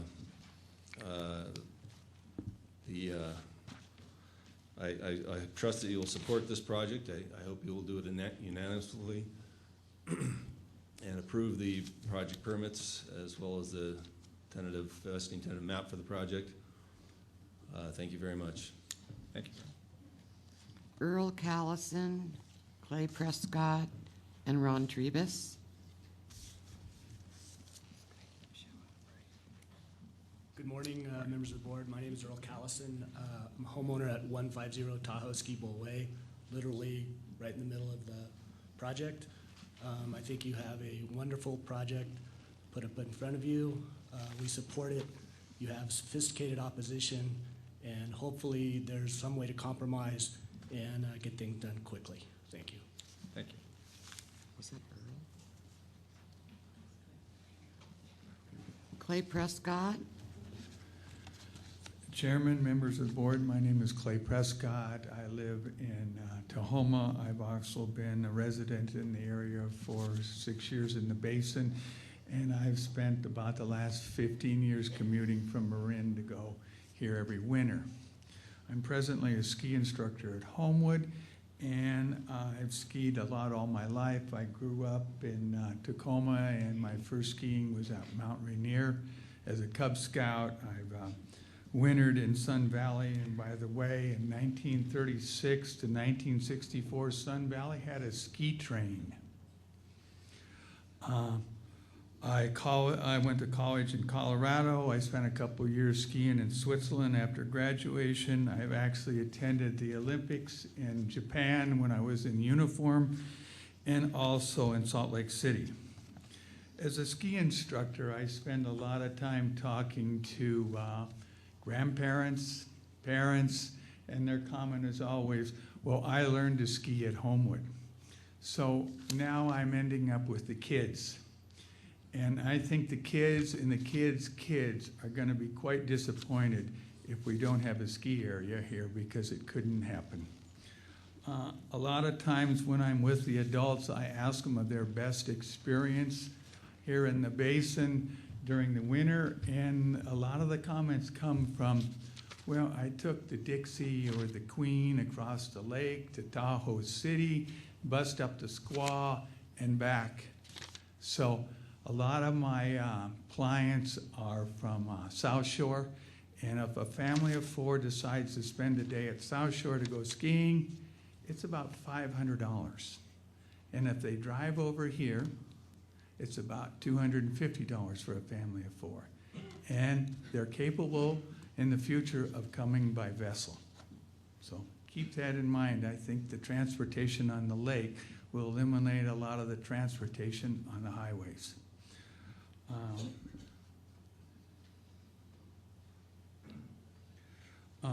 In the past, I've actually chartered to 5 years of Husky football games via the water from Kirkland, Washington to the stadium. And there's no better way to see a football game or go to a ski area than transportation by boat. This future projects is kind of amazing because about the time it gets done, we could possibly have the Olympics here. So in these 11 years, board members, I'd highly recommend that you pursue this ski train out of San Francisco. You might ask Warren Buffett for a little bit of support since he only spent $34 billion on Burlington Northern. I'm sure he'd like to get involved. I've been on this ski train. It is kind of humorous, out of Jack London to Sacramento, and then a bus to Truckee. I'm sure that ski train, with the help of the board members and the chairman, could go from here to Reno, from Reno to Chicago. This has done this before with Amtrak, but they need help. And I think if we got this Olympics, that would help them. And one thing that I think the board members ought to take an opportunity to is go skiing in Europe. They're only about 100 years ahead of us. So, and they have some systems over there that hopefully in the near future, the basin will have the same. Thank you very much. Thank you. Ron Trebus, Alex Moralatos, and Sandy Evans Hall.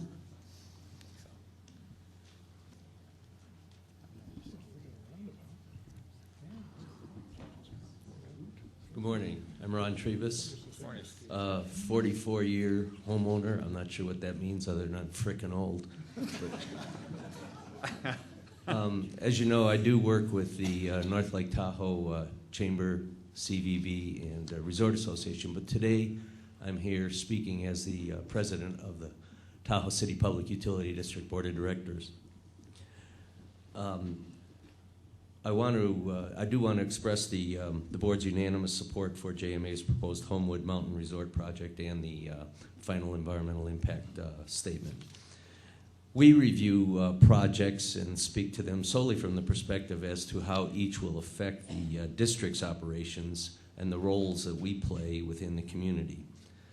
And it's with this in mind that we feel this is a very environmentally and economically sound project that will increase property values along the West Shore, increase the customer base of our water and sewer system, and provide additional property tax revenue that will directly benefit not only the county, but the district and the community as a whole. The Public Utility District has reviewed the FEIS very thoroughly and provided comments. After careful evaluation, we are confident that with JMA's cooperation and participation, we are able to accommodate the sewer and water needs associated with the project. As far as the comment that was made before, I did want you to know that we do have odor removal systems throughout the whole sewer system here in the district, and that it's not the sign of leaking sewage. Another important component of this project is public recreation, which is in alignment with our organization's core values, as you know, of offering park and recreation to enhance quality of life for our community. A public swimming pool, ice skating rink, performance amphitheater are all recreational elements that our community is lacking at this time. In addition, the project will help to complete the most unsafe missing link in the entire North Lake Tahoe bike trail system. In addition, in reviewing the various environmental plans like the Lake Tahoe TMDL, the Lake Tahoe Environmental Improvement Program, and the Lake Tahoe Restoration Act, it's really clear that we're not going to be able to meet our environmental goals with public money alone. And without the investment of the private sector, it just will not occur.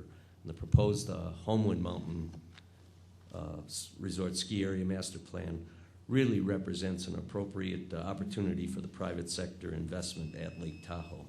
So we strongly recommend you approve the FEIS and deny the appeal that has been filed. Thanks for your consideration of our opinion. Thanks. Alex Moralatos, Sandy Evans Hall, and Dan with no last name.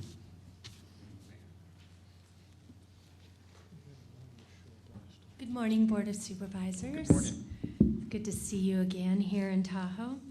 As the new CEO of the North Lake Tahoe Chamber, CVB, and Resort Association, I am here today to express our organization's support for the proposed Homewood Mountain Resort Ski Area Master Plan.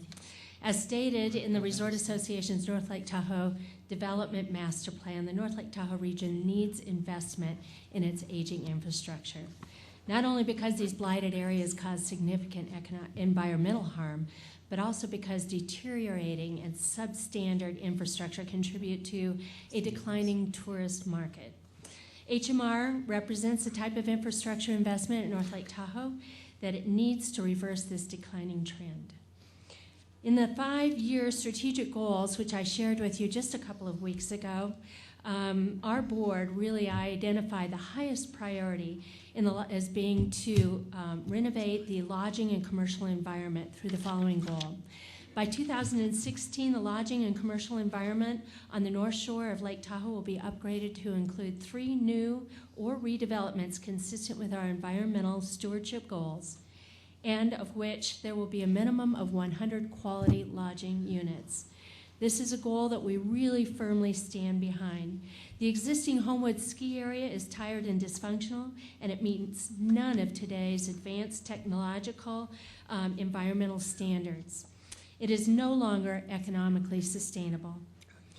After careful consideration of the environmental impact report and other related materials, we support the manner in which HMR provides enhanced environmental benefits in accord with the Community Enhancement Program.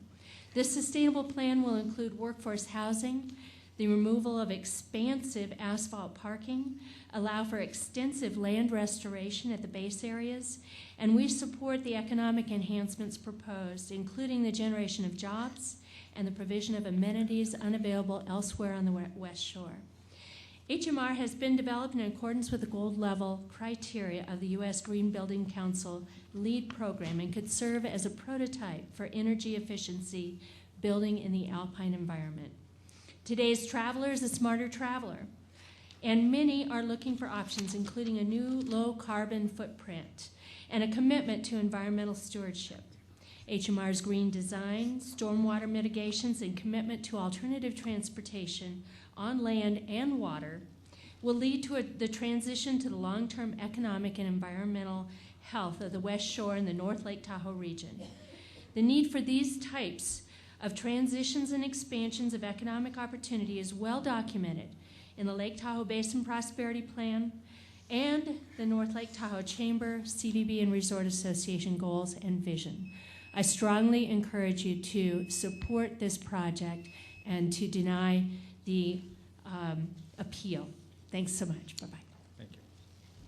Alex Moralatos, Dan Garber, and Andy Sams. Good morning to the board and staff. My name is Alex Moralatos, and I am my family owns and I am the operator of the Moralatos Lakeshore Resort in Tahoe Vista. It's a 32-unit lakefront property. And I'm here to speak in support of denial of the what's in front of you for a couple of reasons. First, as a lodging provider, I applaud the opportunity, or look forward to the opportunity of welcoming higher quality lodging within the basin. I think that from the perspective of experience within the North Lake Tahoe area, what's being proposed and what has been proposed will serve to create a much better visitor and resident experience for people who go to Homewood, and in so doing, improving the reputation of North Lake Tahoe. I've served for a few years on a number of boards that have been focused on dealing with issues that are non-environmental. And I'm not going to repeat what Sandy just went over, but the statement I would like to make is that this project is clearly in line with the Tourism Master Plan of 2004 and the goals within it. And it's also aligned with the strategic goals that we set for the Resort Association and Chamber. In addition, I had the experience of spending time on the Workforce Housing Association of Truckee Tahoe Board a number of years ago, and applaud this project's inclusion of workforce housing, and would make the point that it is economically sound and very wise to include housing for the workforce within these projects, and this applicant has accomplished that.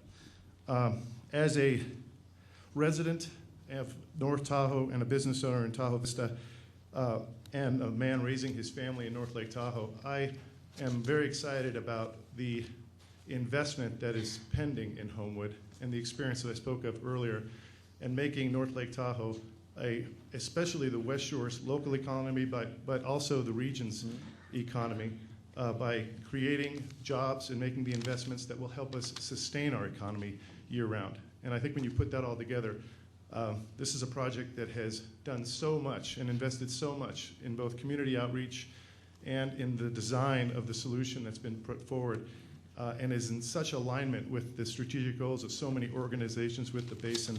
I think we need to move forward. Thank you. Dan Garber and Andy Sams.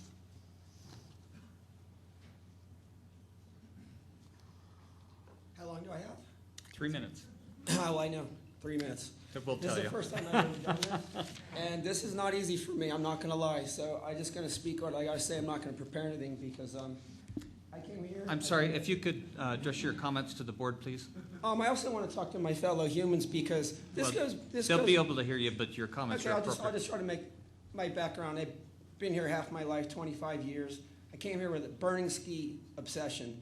Burning ski obsession. When you wake up and all that's on your mind is skiing and you go to bed with skiing, that's called passion and heart. I bypassed,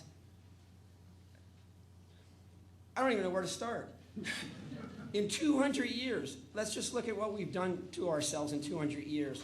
We have murdered 50 million Native Americans. We have enslaved black people.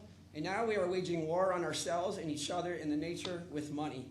And Einstein said you can't change the world from the same state of consciousness you created it in. He sat in a chair with the same burning desire that I had. All he wanted to do was hear the voice of God. He sat in a chair. We have become tyrants. The white man's materialistic system has become tyrannical. It is using the tools of tyranny that were put on the Hopi Indians. They were a microcosm to represent all of that happened to the other 50 million Native Americans. All of the tools of tyranny were waged on these people. And as they were waged on me while I was skiing, that was a purpose-driven life. I didn't wake up with desire on my mind, selfish desire. I woke up with a burning passion. And so I've been here 20 years trying to study and understand what's going on, as I was also being waged war with the tools of tyranny, judging, shaming, my family, my neighbors, my friends. You need to do this. You need to do this. Okay? I was driven to find answers because I sat on the shore on days where I have 10 friends who committed suicide. That's a misunderstanding. We're talking about one particular way of being. It's called the ego. There's ego and spirit.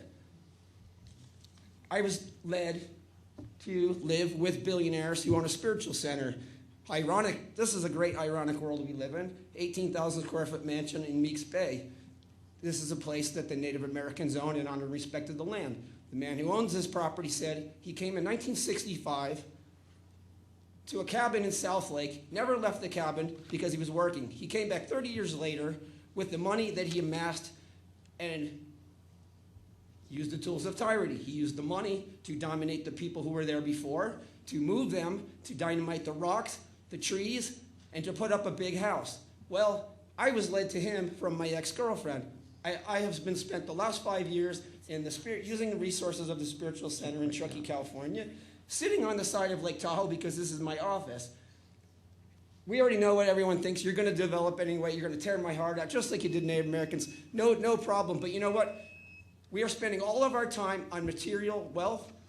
We have baby boomers going to the end of their body life, not even considering spirituality. I've been studying near-death experiences, and you might want to look into it because these people chase money.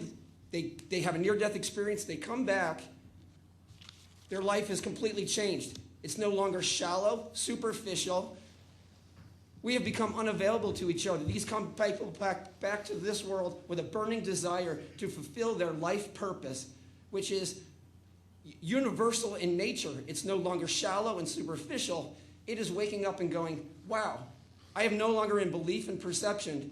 I am entering, because they go and enter the realm of knowledge, and now they are available to all that are their fellow humans. So everything we're talking about here is dealing.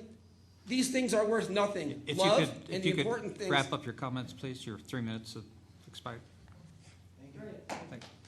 Garber, I'm going to go to the lake and Andy honor this lake Sams, from a non-selfish and John Peng.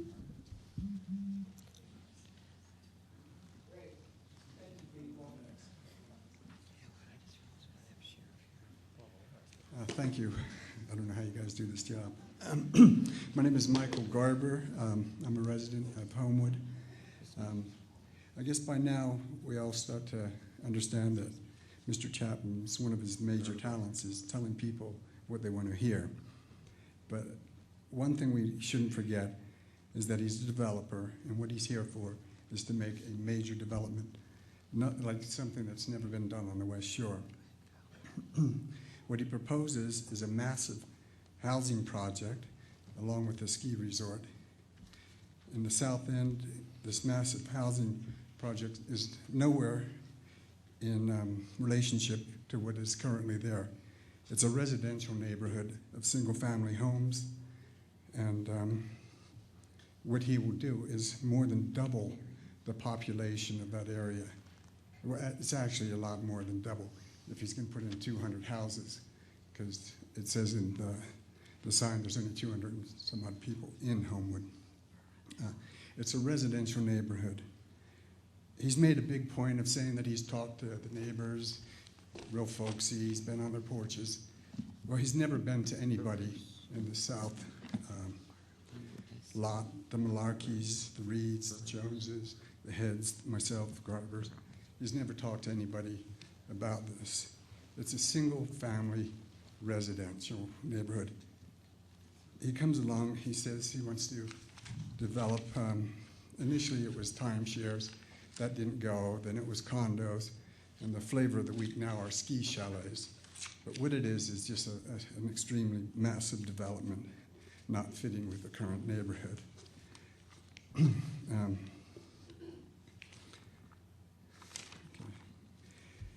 Homewood, the West Shore, is currently a place of natural beauty. We have a lot of development. That's what Tahoe, to me, stands for, is its natural beauty. I work for the Marine Corps as a contractor, so I've been to some really hard places, and I've, obviously done some questionable things. But I come to Homewood to calm my spirit, to cleanse my soul, to wash away some of the sins. What Homewood is a place of grace, as this person actually said, a spiritual place. Years ago, if you'll recall, they wanted to build a bridge over Emerald Bay, and thankfully, someone made a stand, came to their senses, and preserved what was perhaps the most beautiful spot on the lake, on the West Shore. And that's what the West Shore stands for, is its natural beauty. And this project is just massively overdone, and it should be. I'm totally against it, as are most of the homeowners that live there, directly there.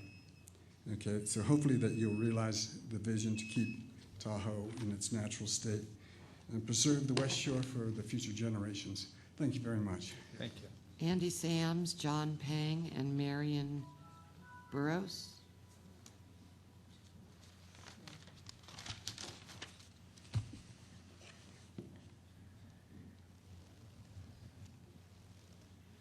Good morning, members of the board. Good morning. I've spoke at several of these. You've heard the arguments for this project, and you've heard the arguments against it. First, I'd like to state that we need jobs in this community. I stand here representing the Carpenters Union as a carpenter in the summertime and as a ski instructor in the winter. I live in South Lake Tahoe and teach at Heavenly Ski Resort. I work all around this beautiful, pristine place that we live. Jobs, 180 jobs, that brings economic prosperity to our community. It also, what nobody's mentioned is the 500 construction jobs that are going to happen. And Art has graciously agreed to hire local people. We have a project, a high school building in South Lake Tahoe, that we voted for it because they said, we'll hire local. Well, the contractor, he's local, but I think there's 7 employees, 7 locals that worked on that job. All that money went to Sacramento. This project has been thought out. I don't know how you can say that he didn't talk to us when he moved a building and he took a building that he was going to put in the South Shore and moved it, the parking structure. How he, changed the, I'm looking at my time going, ah. Let me wrap this up really quick. The Carbon Regime has looked at this project and wholeheartedly accepts it. They think it's a very superb project. It's well thought out. I've seen the contractor bend over backwards for this community like I've never seen.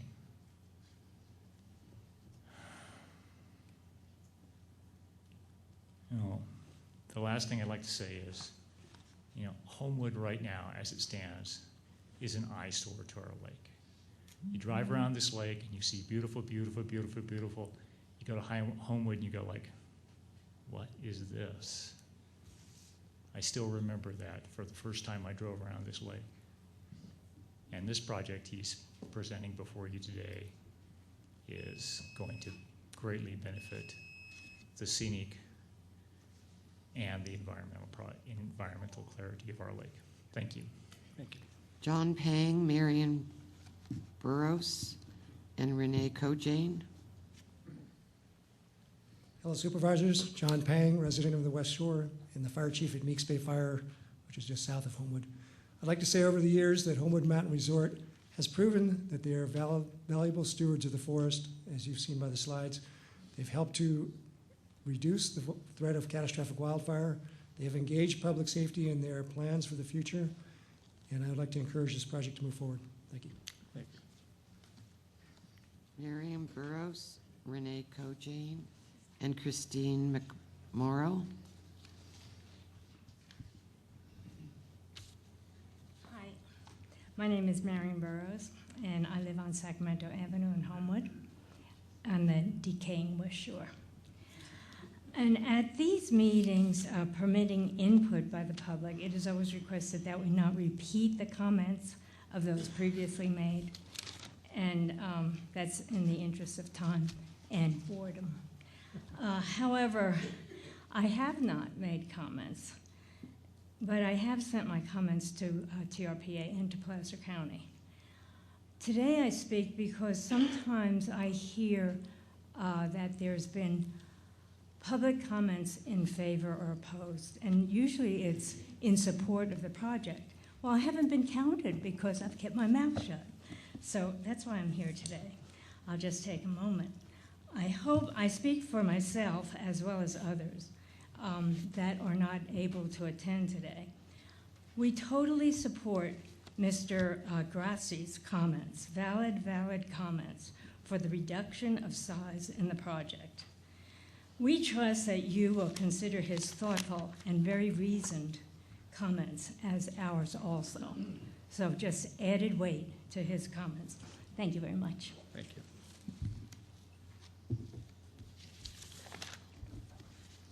Renee Kojane, Christine McMurrow, and Maria Christian. Hi, I'm Renee Kojane. Thank you for listening to me today. I'm a full-time resident of Homewood. I'm raising 2 children here, a 3- and a 6-year-old. I've lived here 10 years on Homewood on Sacramento Avenue and Fern, and my husband's lived here 25 years. And as a 10-year-old living in Fairport, New York, upstate New York, I remember doing the same thing the Friends of the West Shore are doing, and that's trying to reduce a golf course that they were going to put in our neighborhood. Now I find myself on the other side of the coin 30 years later, and here's why. First off, I realize that this is private land, and the opportunity here versus it being nothing, it doesn't exist. It's not going to be nothing. It's going to be developed into something, and I would hate for this resort to go away and for there to be just McMansions. Secondly, and I represent, I should say, a lot of families here who are working today, who have kids in school and can't be here today. They're just too busy. My husband was just here and he had to leave and go back to work. But we're the people who live here and work here and run the businesses here. And so to my next point, I've learned along the way that you can't just hug trees. You have to support the community, you have to support the economy, and you have to support the environment in order to come up with the best project. And I learned this especially at a recent TED conference I went to. It's Technology, Entertainment, and Design. And the subject was the pollution of our oceans. And there on hand, among 100 people, I was in the midst of the Cousteau family, the head of the National Geographic Society, Sylvia Earle, and Van Jones, who's the green advisor for the Obama administration. And never once during that discussion did they say, stop creating, halt private enterprise. Every one of them said, listen, let's create, and let's create better and innovate. And to quote Van Jones, he says, don't just hug a tree, hug a person. Hug a tree, hug a person, and you'll come up with a better product. So with that, I say, please move this forward. I think in the end, we'll have the best custodians of the lake you can possibly imagine, and let's not make it so economically unfeasible for them where they walk away and we're left with a bunch of McMansions. Thank you so much. Bye. Thank you. Christine McMorrow, Maria Christian, and Cindy Gustafson. My name is Christine McMorrow. I am a West Shore resident and homeowner, and I will keep my comments brief because I agree with many of the supporters of this project. I think it's an excellent example of private money for public benefit. Many people see something that's too big. What I see is more access to spaces, hiking trails in the summer, swimming pool, retail space, and right now what I see at Homewood is an empty parking lot. I would like to see that changed. I see it could be a vibrant center for our community, and I think that it's a great opportunity to take a chance with a project that, again, would otherwise be something, but not the public resource that it could potentially be. So I'm here to speak in support of this project. Thank you. Maria Christian, Cindy Gustafson, and Philip Christian. Good morning. I'm Maria Christian. I'm a resident and homeowner of a house in Homewood. Can't believe we're still here. I can't believe we're still discussing this. We love skiing with our kids in Homewood, and this mountain could close anytime, and we will no longer be here. It's roughly living on West Shore with not much support, really, and it's great for us to drive our kids 2 miles from our house or take actually the shuttle and go and skiing in the winter. And it's wonderful when the other mountains are closed for high winds and we can go and ski in Homewood. And if this place will shut down, there's just not much left for us. So please approve this project. Thank you. Thank you. Cindy Gustafson, Philip Christian, and Debbie Hogan. Good afternoon, Mr. Chairman, members of the board, and management staff of the county. Thank you for giving me this opportunity to speak to you. It's really a privilege. It's the first time in 20 years of my career at the Public Utility District and the first time in 28 years of being involved up here that I've had the opportunity to speak in support of a project, a multi-million-dollar private investment project in our community. Due to the incredible growth controls we experience here in Tahoe, we don't get that opportunity very often. And in fact, I think I'm probably the only general manager of a utility district that's never had that opportunity in all those years to speak on behalf of a potential of significant improvement to our system. Is this a large project? Well, in reality, if I take the units of this project and look at our entire district, our water and sewer service area, and I look at the cumulative growth or lack of for the last 25, 30 years in our district, we're looking at about 1 in 1,000% growth per year. About a 2% growth over those 30 years is what these units represent. So I think we get skewed up here. We think of these projects as being huge development projects when in fact, when you look at our lack of growth, it's pretty minimal. As you can imagine, new customers bring with it new opportunities to offset some of the costs for our existing water and sewer customers to pay for the improvements that are so desperately needed both in water and sewer system. Our sewer system was built to supply even more demand. At the time it was developed in the 70s, there was rampant growth potential for the basin, and so the sewer system is more than adequate to address the needs of this project. And unlike that, in water, we do have new mandates and updates coming from the state all the time, and we do have some situations in water that this project will help us address.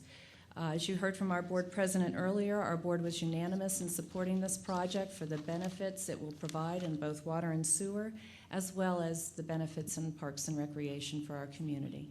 We urge your support for the project. Thank you. Philip Christian, Debbie Hogan, and Andrew Crow. Jane? Good afternoon. My name is Phil Christian. I'm a full-time resident and homeowner in Homewood, and I'm also a father of two girls who are going to school here in Tahoe. One of the things that I didn't hear mentioned today, and perhaps it's been mentioned previously, is in this area we've had declining enrollment in our schools for quite some time now, and that's continuing, especially on the West Shore. I think we had a school here a few years ago, but that's been shut down at Rideout. I think this project, if it doesn't go forward and we let new McMansions or whatever get built on the hill, I think that's going to be the final straw on the West Shore. You're never going to be able to attract families to come here anymore. There's this, without something like Homewood, the Homewood project to anchor the community here, I think you're going to lose families even at a more rapid rate on this on the West Shore. Please approve the project and deny the appeal. Thanks. Debbie Hogan, Andrew Crow, Jane, and Ron Parson. Good afternoon. My name is Debbie Kelly Hogan, and I'm representing myself as a homeowner on the West Shore in Tahoma for many years. And I drive by Homewood every single day, ride my bike by there in the summer, and avidly ski there in the winter.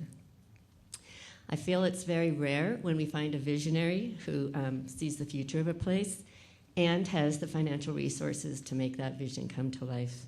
I think we're lucky to have the Chapmans in our area who are from our area and have had the perseverance to continue on moving this project forward with all the obstacles that have been thrown their way. I feel they've planned a beautiful resort with the three main legs, as people have mentioned, to make a community viable and sustainable. Socially, they've designed a resort that has historic and majestic architecture for the buildings. It will offer higher-end lodging that the whole entire North Shore sorely needs. It provides added recreational opportunities, bike paths, which is really needed in that area, and gathering places, an ice rink, swimming pool, the amphitheater, the village, a gondola to ride. I grew up here as a kid in the area, and as it's been said, those amenities are so sorely needed for children of this area. Economically, if this is carried out in the way it's proposed, I really feel it will be the #1 boutique resort in the country. I traveled the country for years promoting skiing in Lake Tahoe. I worked in the ski industry up here for 25 years. And I've traveled to most of the major ski resorts. And honestly, if this one is built the way it's planned, with that view of Lake Tahoe and the size and the architecture they're developing, I really, really do believe it will be one of the best boutique ski resorts in the country. It will attract a high-end visitor that will bring more tax revenue and resources to our area. It will create jobs, not just for building the resort, but operating year-round, which we, of course, desperately need up here. And importantly, it will keep the ski area alive. Having been in the ski industry and management, I know how expensive it is to run a ski resort, and it is a crazy expensive industry that has got to stay up with the standards for safety and everything else, and so we need to keep that going strongly. And environmentally, of course, they've got the courage and the vision to try the new technologies that are coming out in green buildings, trying the new ideas and forms of transportation in our area, being bikes, boats, and buses. And as a landowner, they have done an amazing job with their watershed restoration. And what they have already spent a lot of money on helping the environment, perhaps it's not flashy and people don't notice it, but I guarantee Mother Nature and Lake Tahoe notices it. So please share in the vision Continue to keep it going. I don't want to continue to drive by and see a hole in the ground like I've seen for many, many years, an eyesore, as Mr. Chapman himself will tell you. The resort can truly become a resort that we all can be proud of. So please support Homewood as proposed. Thank you. Thank you. Andrew Kojane, Ron Parson, and Michael Hogan.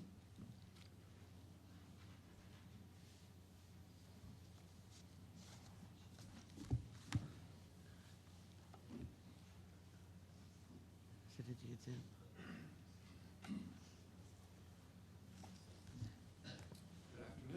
I think we're afternoon now. It is. Let me start. I support the project, and I believe that you should deny the appeal. The way I look at it, there's three elements to the appeal. The first part of the appeal is environmental stewardship.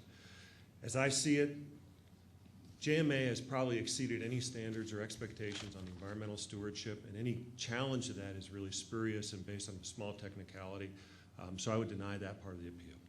The second part of the appeal is that there are code changes that need to be made, and therefore we should hold them to a code that was written many, many years ago that doesn't take into account the changes in construction techniques, doesn't take into account the changes in standards which have been applied throughout the county and probably should be applied here. So I believe that the code/variances are most appropriate to take, and challenges to that are just narrow, trying to achieve an agenda through a technicality.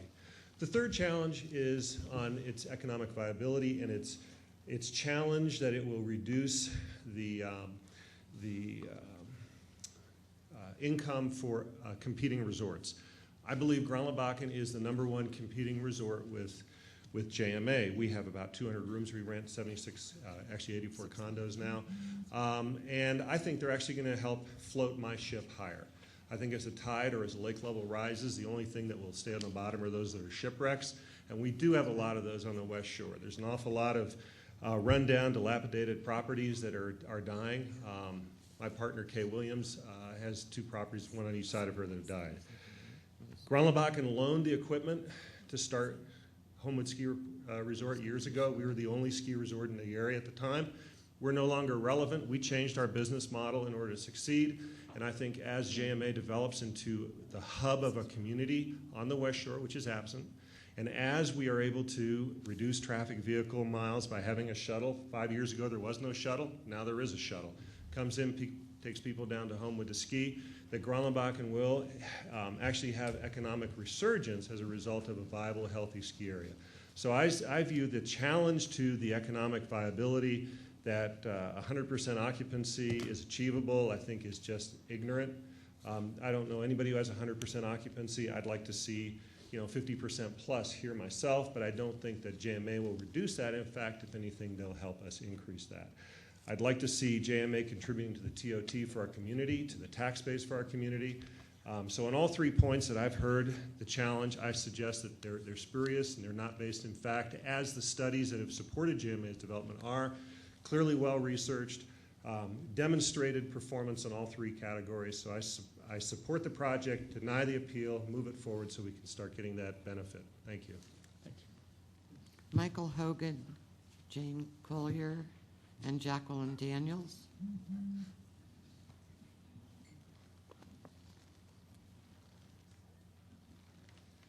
Members of the board, thanks for hearing me. I'm Michael Hogan. I've been a West Shore resident for 23 years. I'm a soil scientist and Placer County small business owner. I'm working with Homewood Resort. I'd like to speak about environmental improvement, especially water quality. Most projects in the Tahoe Basin, as well as elsewhere, develop their idea, move forward with the assumption of environmental benefits, but few, if any, actually monitor real on-the-ground benefits from those projects. Homewood Mountain Resort stepped up and took a risk to actually do monitoring on the environmental improvement projects. You saw some of the data that Mr. Chapman presented. It's very interesting data. No one else, I would argue, has that kind of data because we took the risk to actually measure on-the-ground improvements as we did them. That's extremely rare. And you have to ask yourself, what's the incentive to do that? I've heard some challenges to some of this data, and I can only think to myself that anybody else stepping forward to do development would probably not want to take this kind of risk and get real information on how their environmental improvement projects are working. However, this data is being used not only for Homewood, but for other environmental improvement projects throughout the basin and beyond. So I think it's a large impact. It supports our work, other people's work. We don't see that in projects. You simply don't see it. So I think it's something that really needs to be noted. I believe that folks should be extolling the virtues of this project, especially supporting the environmental improvements. However, no good deed goes unpunished, and we hear challenges to this kind of efforts that we're making. One thing that I'd like to say about the size, I really, don't know much about how all that works and the economics of it, but the studies have certainly been done. There's a lot of different opinions, and size itself really is an aesthetic interpretation, so it's very hard to quantify that directly. But I will say this. In terms of the economic viability of this project, if it is downsized, if it's taken to the level of barely making a go of it, environment will be the first thing to go. It always has been, it always will be. It happens on the county level, it happens across the board, and I would like to see the continuation of the dedication that JMA has shown to the environment. They haven't been required to do all the environmental improvements that they've done at this point, and yet they've taken that stand. They put their money where their mouth is, and I encourage you to support this project. Thank you. Thank you. Jan Collier, Jacqueline Daniels, Ernie Claudio, and Roger Kahn. Good morning, I'm Jan Collier. I'm the Executive Director of the Truckee North Tahoe Transportation Management Association, and I'm here in support of the project on behalf of the TMA. It's a pleasure to have been working with JMA Homewood over the last several years. Our goals and objectives for the area are to provide solutions to the transportation challenges that we have in a resort triangle that includes 3 counties and 2 states. So we never give up. I'm here to let you know that currently everything that Homewood is doing, they are helping us promote year-round TART service for Highway 89. That's an annual contribution to TART that flows through the TMA. There are members actively involved in our organization. They're actively involved in the human resource program that provides transportation information to all of the employees that they hire. They offer employee TART passes for the employees to encourage transit, and they have this clever door-to-door ski shuttle for people wanting to come here to ski, which I think is wonderful, and we're entering our 3rd year of that. We especially love the fact that we do have a ground set now with transportation on the West Shore that we've seen increase over the last couple of years. We plan to build more opportunity on this area and work with JMA. I think it's great, the bike trails that they are working in collaboration with the Tahoe City PUD, and that's been going on for several years on how to get that worked out through Caltrans and so forth. We love their Ugly Bike program, and the electric cars would be awesome. And one of my very favorite projects is the water shuttles that they envision, and that's a project that we have on our list to do and maybe even get something on the water this summer. They're advocates of transportation improvements in our area, and I hope you'll move forward to approve this project. They're brilliant people, and we have an honor to have you here in our little town. Thank you. Final 3 are Jacqueline Daniels, Ernie Claudio, and Roger Kahn. Hello, my name is Jacqueline Daniels. I am a full-time resident and West Shore property owner of 6 years. Thank you for listening to me speak today. I am in support of the Homewood plan, and just wanted to say that I feel the plan is amazing. It's not perfect, if we demand perfection, we're going to lose amazing. And I personally am not okay with losing out on this amazing plan. So I ask the Board of Supervisors to approve this amazing plan. Thank you. Thank you.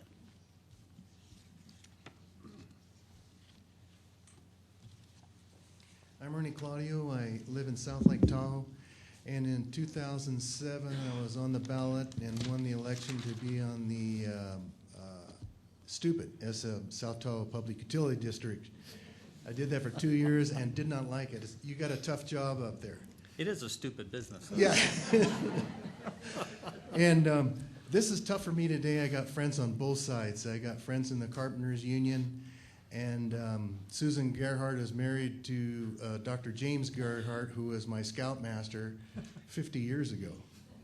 And he brought us young kids up here to his cabin, and I'll never forget the beauty of seeing Lake Tahoe. And I walked out on the front porch one night, a full moon, and saw the moon glistening off the snow, and just took me out. I'll never forget it. Never forget it. So basically, I don't envy your job, but I like the win-win, and I think that's the process we're involved with. And you as supervisors, board members, there's a huge scale here. On one side of the scale, we got the lake. On the other side of the scale, we got development. And I'm reminded of Dr. Schlato. He's works at Davis, and he came up here and scared the poop out of me. He said this lake will be dead in 11 years. And he said that 2 years ago.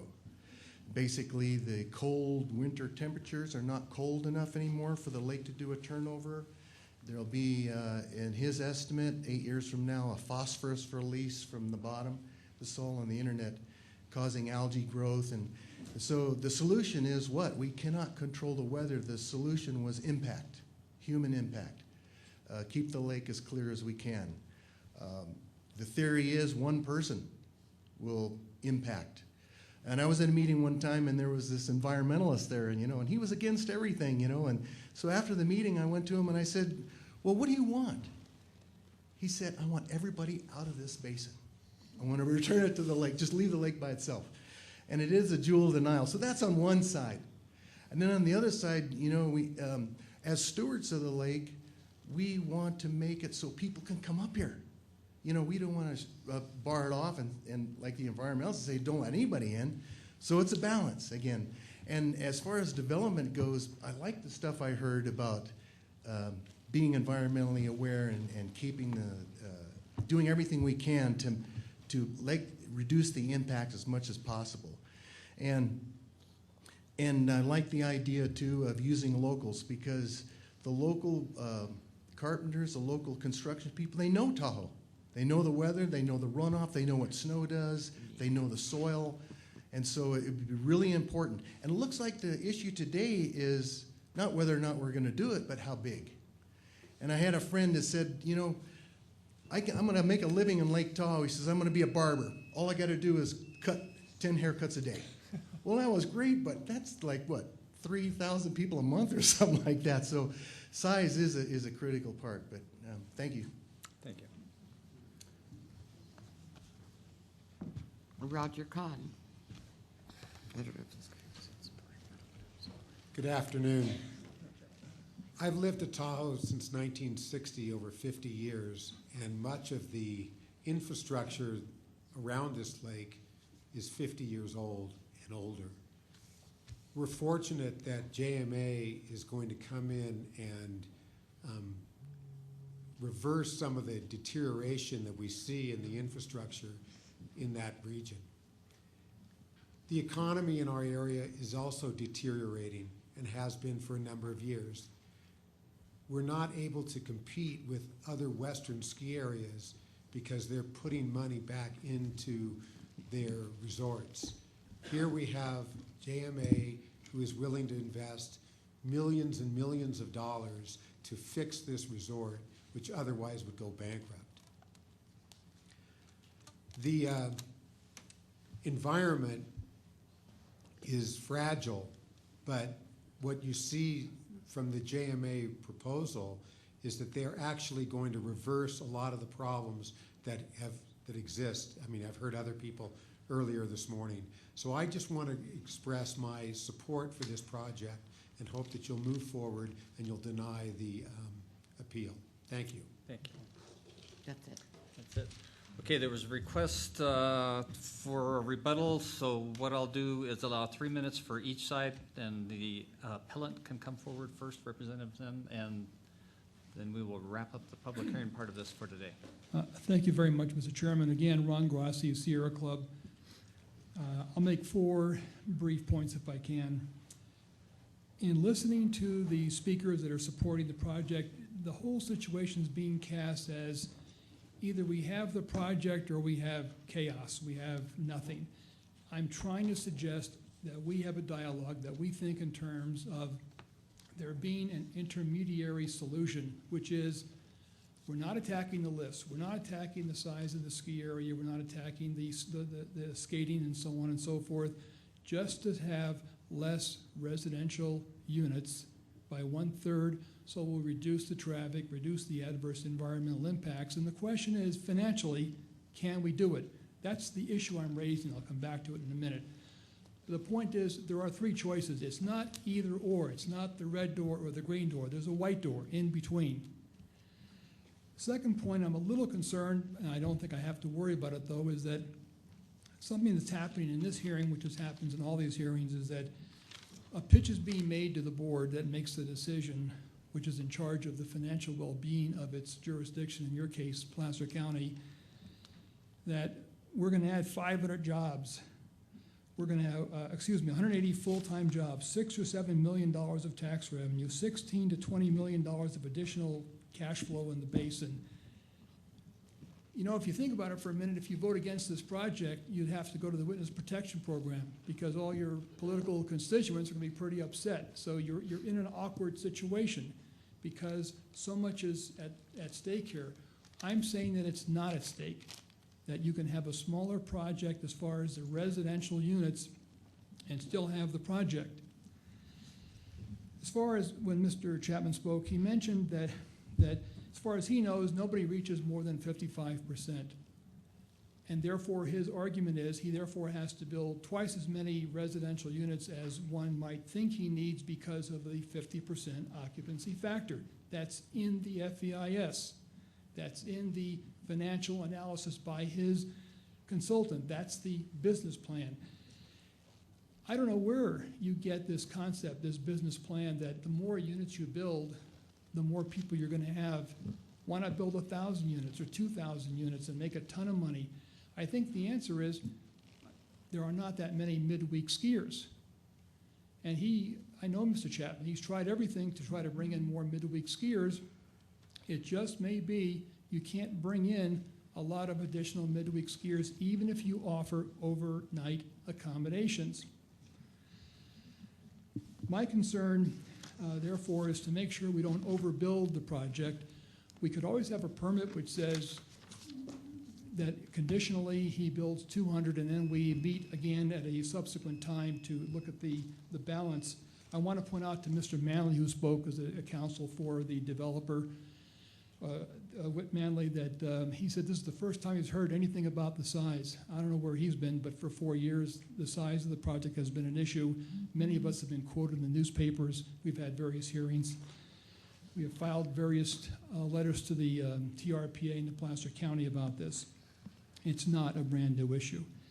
So my final point for you to think about, because I don't know how much analysis was done by your staff about the financial issue that Mr. Chapman is pushing, but it comes down to this. What occupancy can he have during his peak season, which is the 4 months of the ski season? Who cares what the occupancy factor is in July or August or April or May? It's not his number. His number is strictly the ski season. You heard someone from Granley-Bakken say they don't have that high an occupancy factor that I'm suggesting. Well, they've had to change their business plan. You heard him explain that. They changed their business plan. The amenities that Homewood's going to offer are overwhelming. They will become the go-to place. He doesn't need 330 or 500 or 1,000 units. He can do it with the 200 and keep them full as far as I can tell. Thank you. Thank you. And just some information for you and the public. We do not do economic analysis and try to second guess the market viability, but for the board, policymakers, when we zone and try to create community plans, obviously we understand that if there's no market as per our zoning, we can create whatever we want, but if there's no market for it, it's never going to be built. Doesn't matter whether it's up here or down in the lower elevation part of the county. So what we do is open the door to hear those pitches, and that's the basis by which we will Right. compile aware of that that. with, compile that with all of the rest of the testimony that results in our Right. final decision. So, I'm and I cons- didn't want to get into a dialogue. I just wanted to present to you that we are not in the business of doing financial analysis and trying to second guess the market, but we do understand that dynamic. Fine, I'm concerned with the economic effect on other parts of the lake by my remarks, but that's fine. Thank you very much. Thank you. And if applicant wishes to take 3 minutes, we're willing to hear those. I don't wish to, but I will, Mr. Chairman. First of all, I'd like to acknowledge the fact that of all the advocacy groups we've dealt with over the last 5 years, I think Ron Grossi has been more willing than anyone else to sit down and talk about substantive issues, and I appreciate that. We don't agree on a lot of things, but he has been willing to come forward and listen to us, and I do appreciate that. Just one comment, if I could, that I think Ron's missing. Of the 314 units, 75 of them are hotel rooms. That's all. The other 240 are condominiums and townhouses, like you find at Chambers or you find at Tahoe Tavern. And those units are not 25% occupied non-holiday midweek. And to assume they can be 100% occupied by people who live in the Bay Area or Sacramento, who can leave their jobs and take their kids out of school to come up here is not realistic.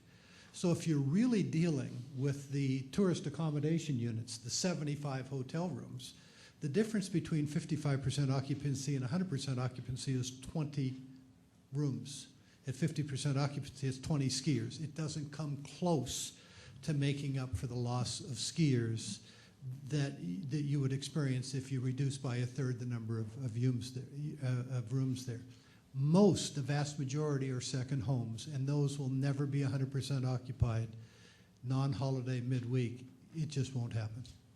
Thank you very much. Okay. Well, if the board is inclined, then we have last comments or questions. And if we want to take advice of the county council, we will close this public hearing and continue the hearing and make a final decision on December 6th down in Auburn. So with that, I'll just open up to the board for any comments, questions you might have. I wanted to start just by thanking everyone for showing up today. I particularly wanted to actually thank Alan Bruce, who's shepherded this project to this point. I think he's done a phenomenal job of public outreach, whether you're in favor of the project or opposed to the project. Alan has always been very willing to sit down and talk with people, go through things repeatedly, in my case, and really make an effort to make this whole process understandable to business owners, full-time residents, second homeowners, and I just really wanted to take the opportunity to give a shout out to you. I know my NITRAC board was particularly impressed with your presentation and the walkthrough at Homewood. It really helped them understand what's on the ground, what's the future proposal. So you're welcome. Great job. I would like a little bit of clarification. Are we going to deliberate on this at all today, or are we just going to close the public hearing and then deliberate on the 6th? It's the latter. Close the public hearing and deliberate on the 6th. I would not ask for any deliberations today. Okay. Because all of the information is not yet in the record. Okay, excellent. And So I was just inferring, Jennifer, that we could avoid county council's advice if we so chose, because we get to do that. I realize that, but I think if we ignore county council's advice, we do away with the opportunity for people to finish up with the comments that can still come forward until the 28th. So at this point, I'm going to hold my comments until the 6th and address my questions and concerns then. Thank you. Kirk.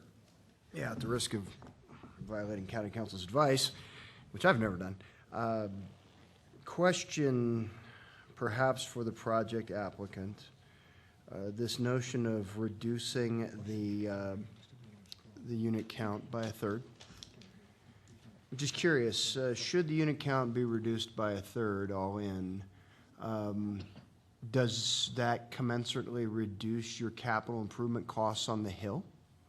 No, it doesn't. Does it reduce your mitigation costs for traffic, for stormwater drainage? Does it reduce any of the mitigation costs that have been identified in the EIR? No, sir, it doesn't. We estimate those at somewhere between $20 and $25 million, including the need to create the two lodges on the. So reducing the total number of units in the project does nothing to then reduce the costs associated with building the project and only reduce your opportunity to capture back the revenue that you're going to have to put up front in the capital improvements and the environmental improvements. That's correct. Thank you. Chairman, I do have a question. Mr. Chap.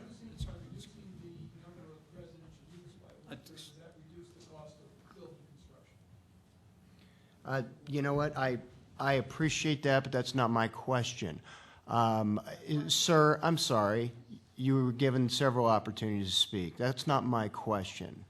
Obviously, I assume that if you reduce the size of the project by a third, you will be reducing your improvement cost in constructing those facilities. However, there are millions upon millions of dollars in capital improvements that have to happen on the Hill itself, regardless of the size of the project, if the operation is allowed to continue. There are also millions upon millions of dollars in environmental mitigation that will have to happen, whether a third smaller or not. Those fixed costs are the costs to which I was referring. I assumed that a project 1/3 smaller would have some kind of a commensurate reduction in construction costs, although you still have certain fixed costs regardless of the number of residential units that you're going to put in. You're simply reducing the basis over which those costs can be spread. That was my point. Jack. Yes, Mr. Chapman, I just have a brief question. I know that we've gone from proposal 1 to proposal 1A. Can you quantify the percentage of change from project 1 to 1A? Sure. During the evolution of this thing, we had over 170 units at the south base. That was reduced to 99 units with the draft EIR. When we made this change from 1 to 1A, we reduced it to 94 units. We reduced the saleable area by 9,000 square feet, and we reduced the excavation at the south base, the actual off-haul, by 13,000 cubic yards of material. Okay. And following up on Supervisor Euler's question with regards to expenses, even though you reduced the scope of that, you still have the capital outlay for those? Yes, sir, for the that's overall correct. project. The capital outlay for the mitigation measures and the ski area infrastructure improvements remained unchanged. Okay, thank you. Any other questions? Jennifer. County Council has clarified for me that we can ask clarifying questions today. He just is not looking for any deliberation, so thank you for that clarification. A couple of issues that have been raised, not necessarily today, but with me, with individuals, I just would like to address. I think most of these I'm going to ask to county staff. There was an issue that was raised about the traffic counts. I believe, if I understand the issue, it's actually a TRPA issue, and it's not something that this board would deliberate on, and that's the Friday versus Saturday counts. Is that a TRPA regulation, or is that a county regulation? We do look at it for CEQA analysis, the traffic, so we would review that and analyze it. But is there a requirement under TRPA that those be done on Saturday, and if so, do we have that same requirement? We look at the greatest impact, so that's what we'll review. And if TRPA has a regulation, we have a regulation, we look at the most significance between the two through the EIR, EIS. So, but we do analyze it through CEQA from our aspects, as well as we have our traffic engineers who are here present too. Okay. They can answer that question further if you wish. Okay, thank you. My next question is about the 4 significant and unavoidable impacts. There are 2 that appear to be related to traffic. We can't predict the future, obviously, but it's my understanding that the 2 that are related to traffic will be reduced to an avoidable or a less significant impact if the Highway 89 project goes forward, the Fanny Bridge and realignment. Correct. We had to analyze it specifically with this project, it being ahead of the bypass. So we had to state that it was unavoidable. Okay. And there is part of the development agreement that the applicant would participate in and pay some funds towards that to make it happen quicker. But we had to analyze it through the EIR that it was unavoidable. Okay. And then there are 2 impacts that are significant and unavoidable that relate to air, mainly to greenhouse gas and AB 32. My understanding, and I've had this conversation with some folks from the Air District, is those exist in any of the alternatives except no project. Is that correct? Right. Yeah. The greenhouse gases was significant. That was something else we had to analyze, and it was unavoidable. That is correct. Okay. But a reduction of the project would still leave those as significant and unavoidable. That's correct. Okay. The question was actually raised by the Squaw Valley MAC on this, and it related to these public recreation amenities. And their concern is that there were some projects in Squaw Valley at some point in the past that had what appeared to be guaranteed public recreational amenities, but over time, the owners of those projects have prohibited the public from coming in and have said these are private amenities. Are these dedicated essentially, and maybe this is a question for Art, are these dedicated essentially in perpetuity to be public recreational amenities? So the swimming pool, the ice rink, the bike and walking paths. Art, did you want to answer that? I'm sorry. This is a real concern with folks in the community that, we're potentially giving something on one hand, but 5 years from now it's going to be something different. Well, the county may want to have an internal discussion about some of those issues. They came up in the development agreement. But we have agreed to easements, for example, over the hiking to provide that they are public with the exception of when they're needed to actually service the ski area facilities. So 99% of the time they're for public hiking and biking, but in the event that they have to be used to have equipment to go up to service a ski tower or a machine or something like that, we may have to ask the public not to go on it for safety reasons. In terms of the public swimming pool, the county felt less comfortable making that a public pool, but we've agreed to make it a public pool anyway. So the county felt less comfortable with actually calling that a public facility under the development agreement than we did, but we have agreed it's going to be public anyway and open to the general public. And is that a condition of approval, that is a public facility and open to the public? Yes. Yes, that is a condition of approval, that it is a public facility. And just to put it in context, we did not put in the development agreement that it was a public facility because the county is not the owner of the facility and therefore wouldn't be owning and operating it. But it is a condition of approval that it be a public pool. Excellent. Okay, thank you. The foundation for the restaurant, Alan, this one's for you, at Mid-Mountain. Can you give us a little history of why that's there? Was that an approved project that just never got built? It was a previous applicant. It was never built and finalized. There was a foundation put in. So this particular project, the applicant would be removing it. There was a temporary distressed membrane structure that you saw there, the tent, and that would be removed, and then there'd be a new Mid-Mountain facility in its place with this application as phase one. Okay. On the reduced scale, the 33% less residential that's being proposed, this is actually a question from Mr. Grossi. Ron. On the reduced scale alternative that you and others have proposed, this 33% fewer for residential, have you done an economic analysis of what that would mean?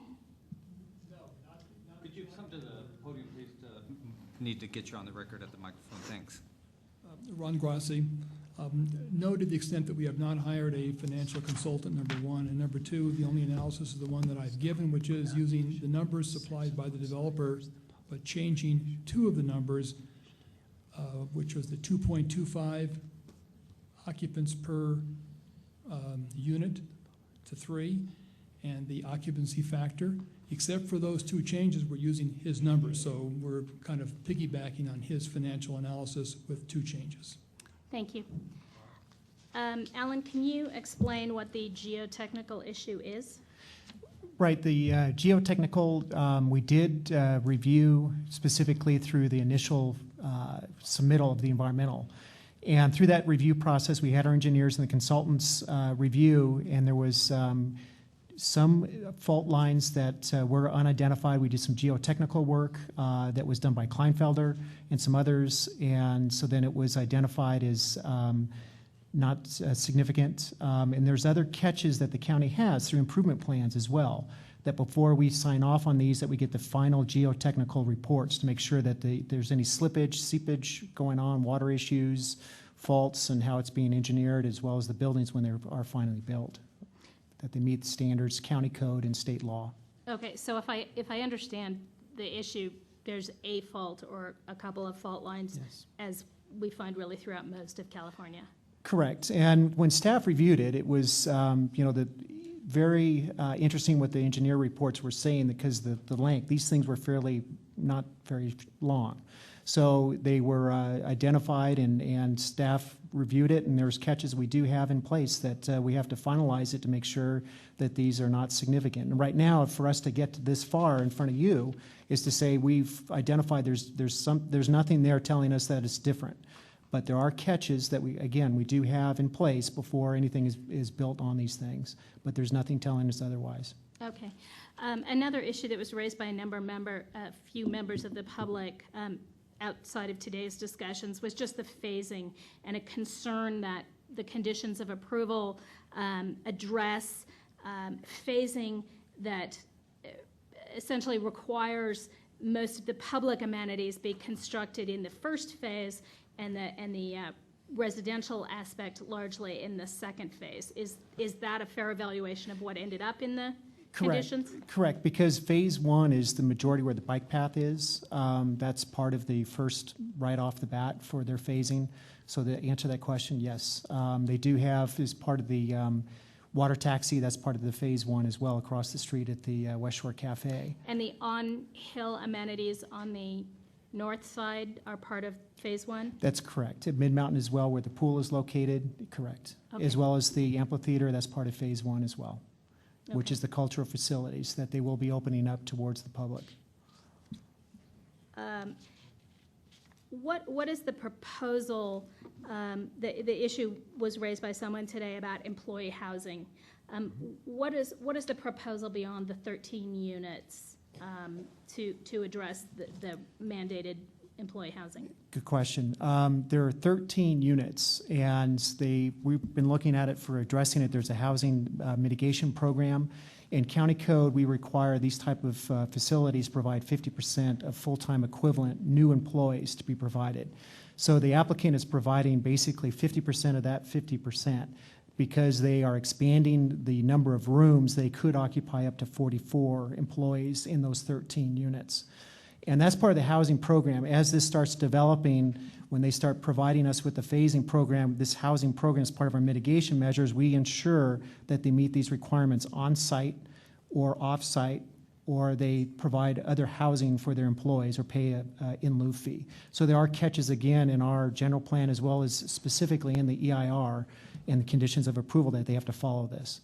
And so to answer that question, there are 13 units, and that's part of phase one as well, and up to 44 employee housing units there will be, 44 employees would be provided there. As set forth in the conditions of approval, the applicant is required to prepare an employee housing mitigation plan that will be submitted and reviewed, and county staff will assure that adequate employee housing is provided in a timely manner consistent with the employees being brought into the project site. Great, thank you. I think that was it for me. Thank you. Anyone else? Okay, we will take this issue up again, as I mentioned, on December 6th in Auburn. And thank you all. I want to comment that... Mr. Chair? Yeah, just let me comment first. It was one of the most civil and thoughtful public comment periods I've seen, so I thank the public for their participation. And that was good. I was just going to ask for a motion, a formal motion, to continue this hearing to December 6th at 9:05 a.m. The hearing will be held at 3091 County Center Drive in Auburn. And at that time, again, it will be open for limited purpose for further public comment on any information that's received from the applicant, or I'm sorry, from the appellant after today through November 28th, and the responses to that by the county. So moved. Second. All those in favor? Aye.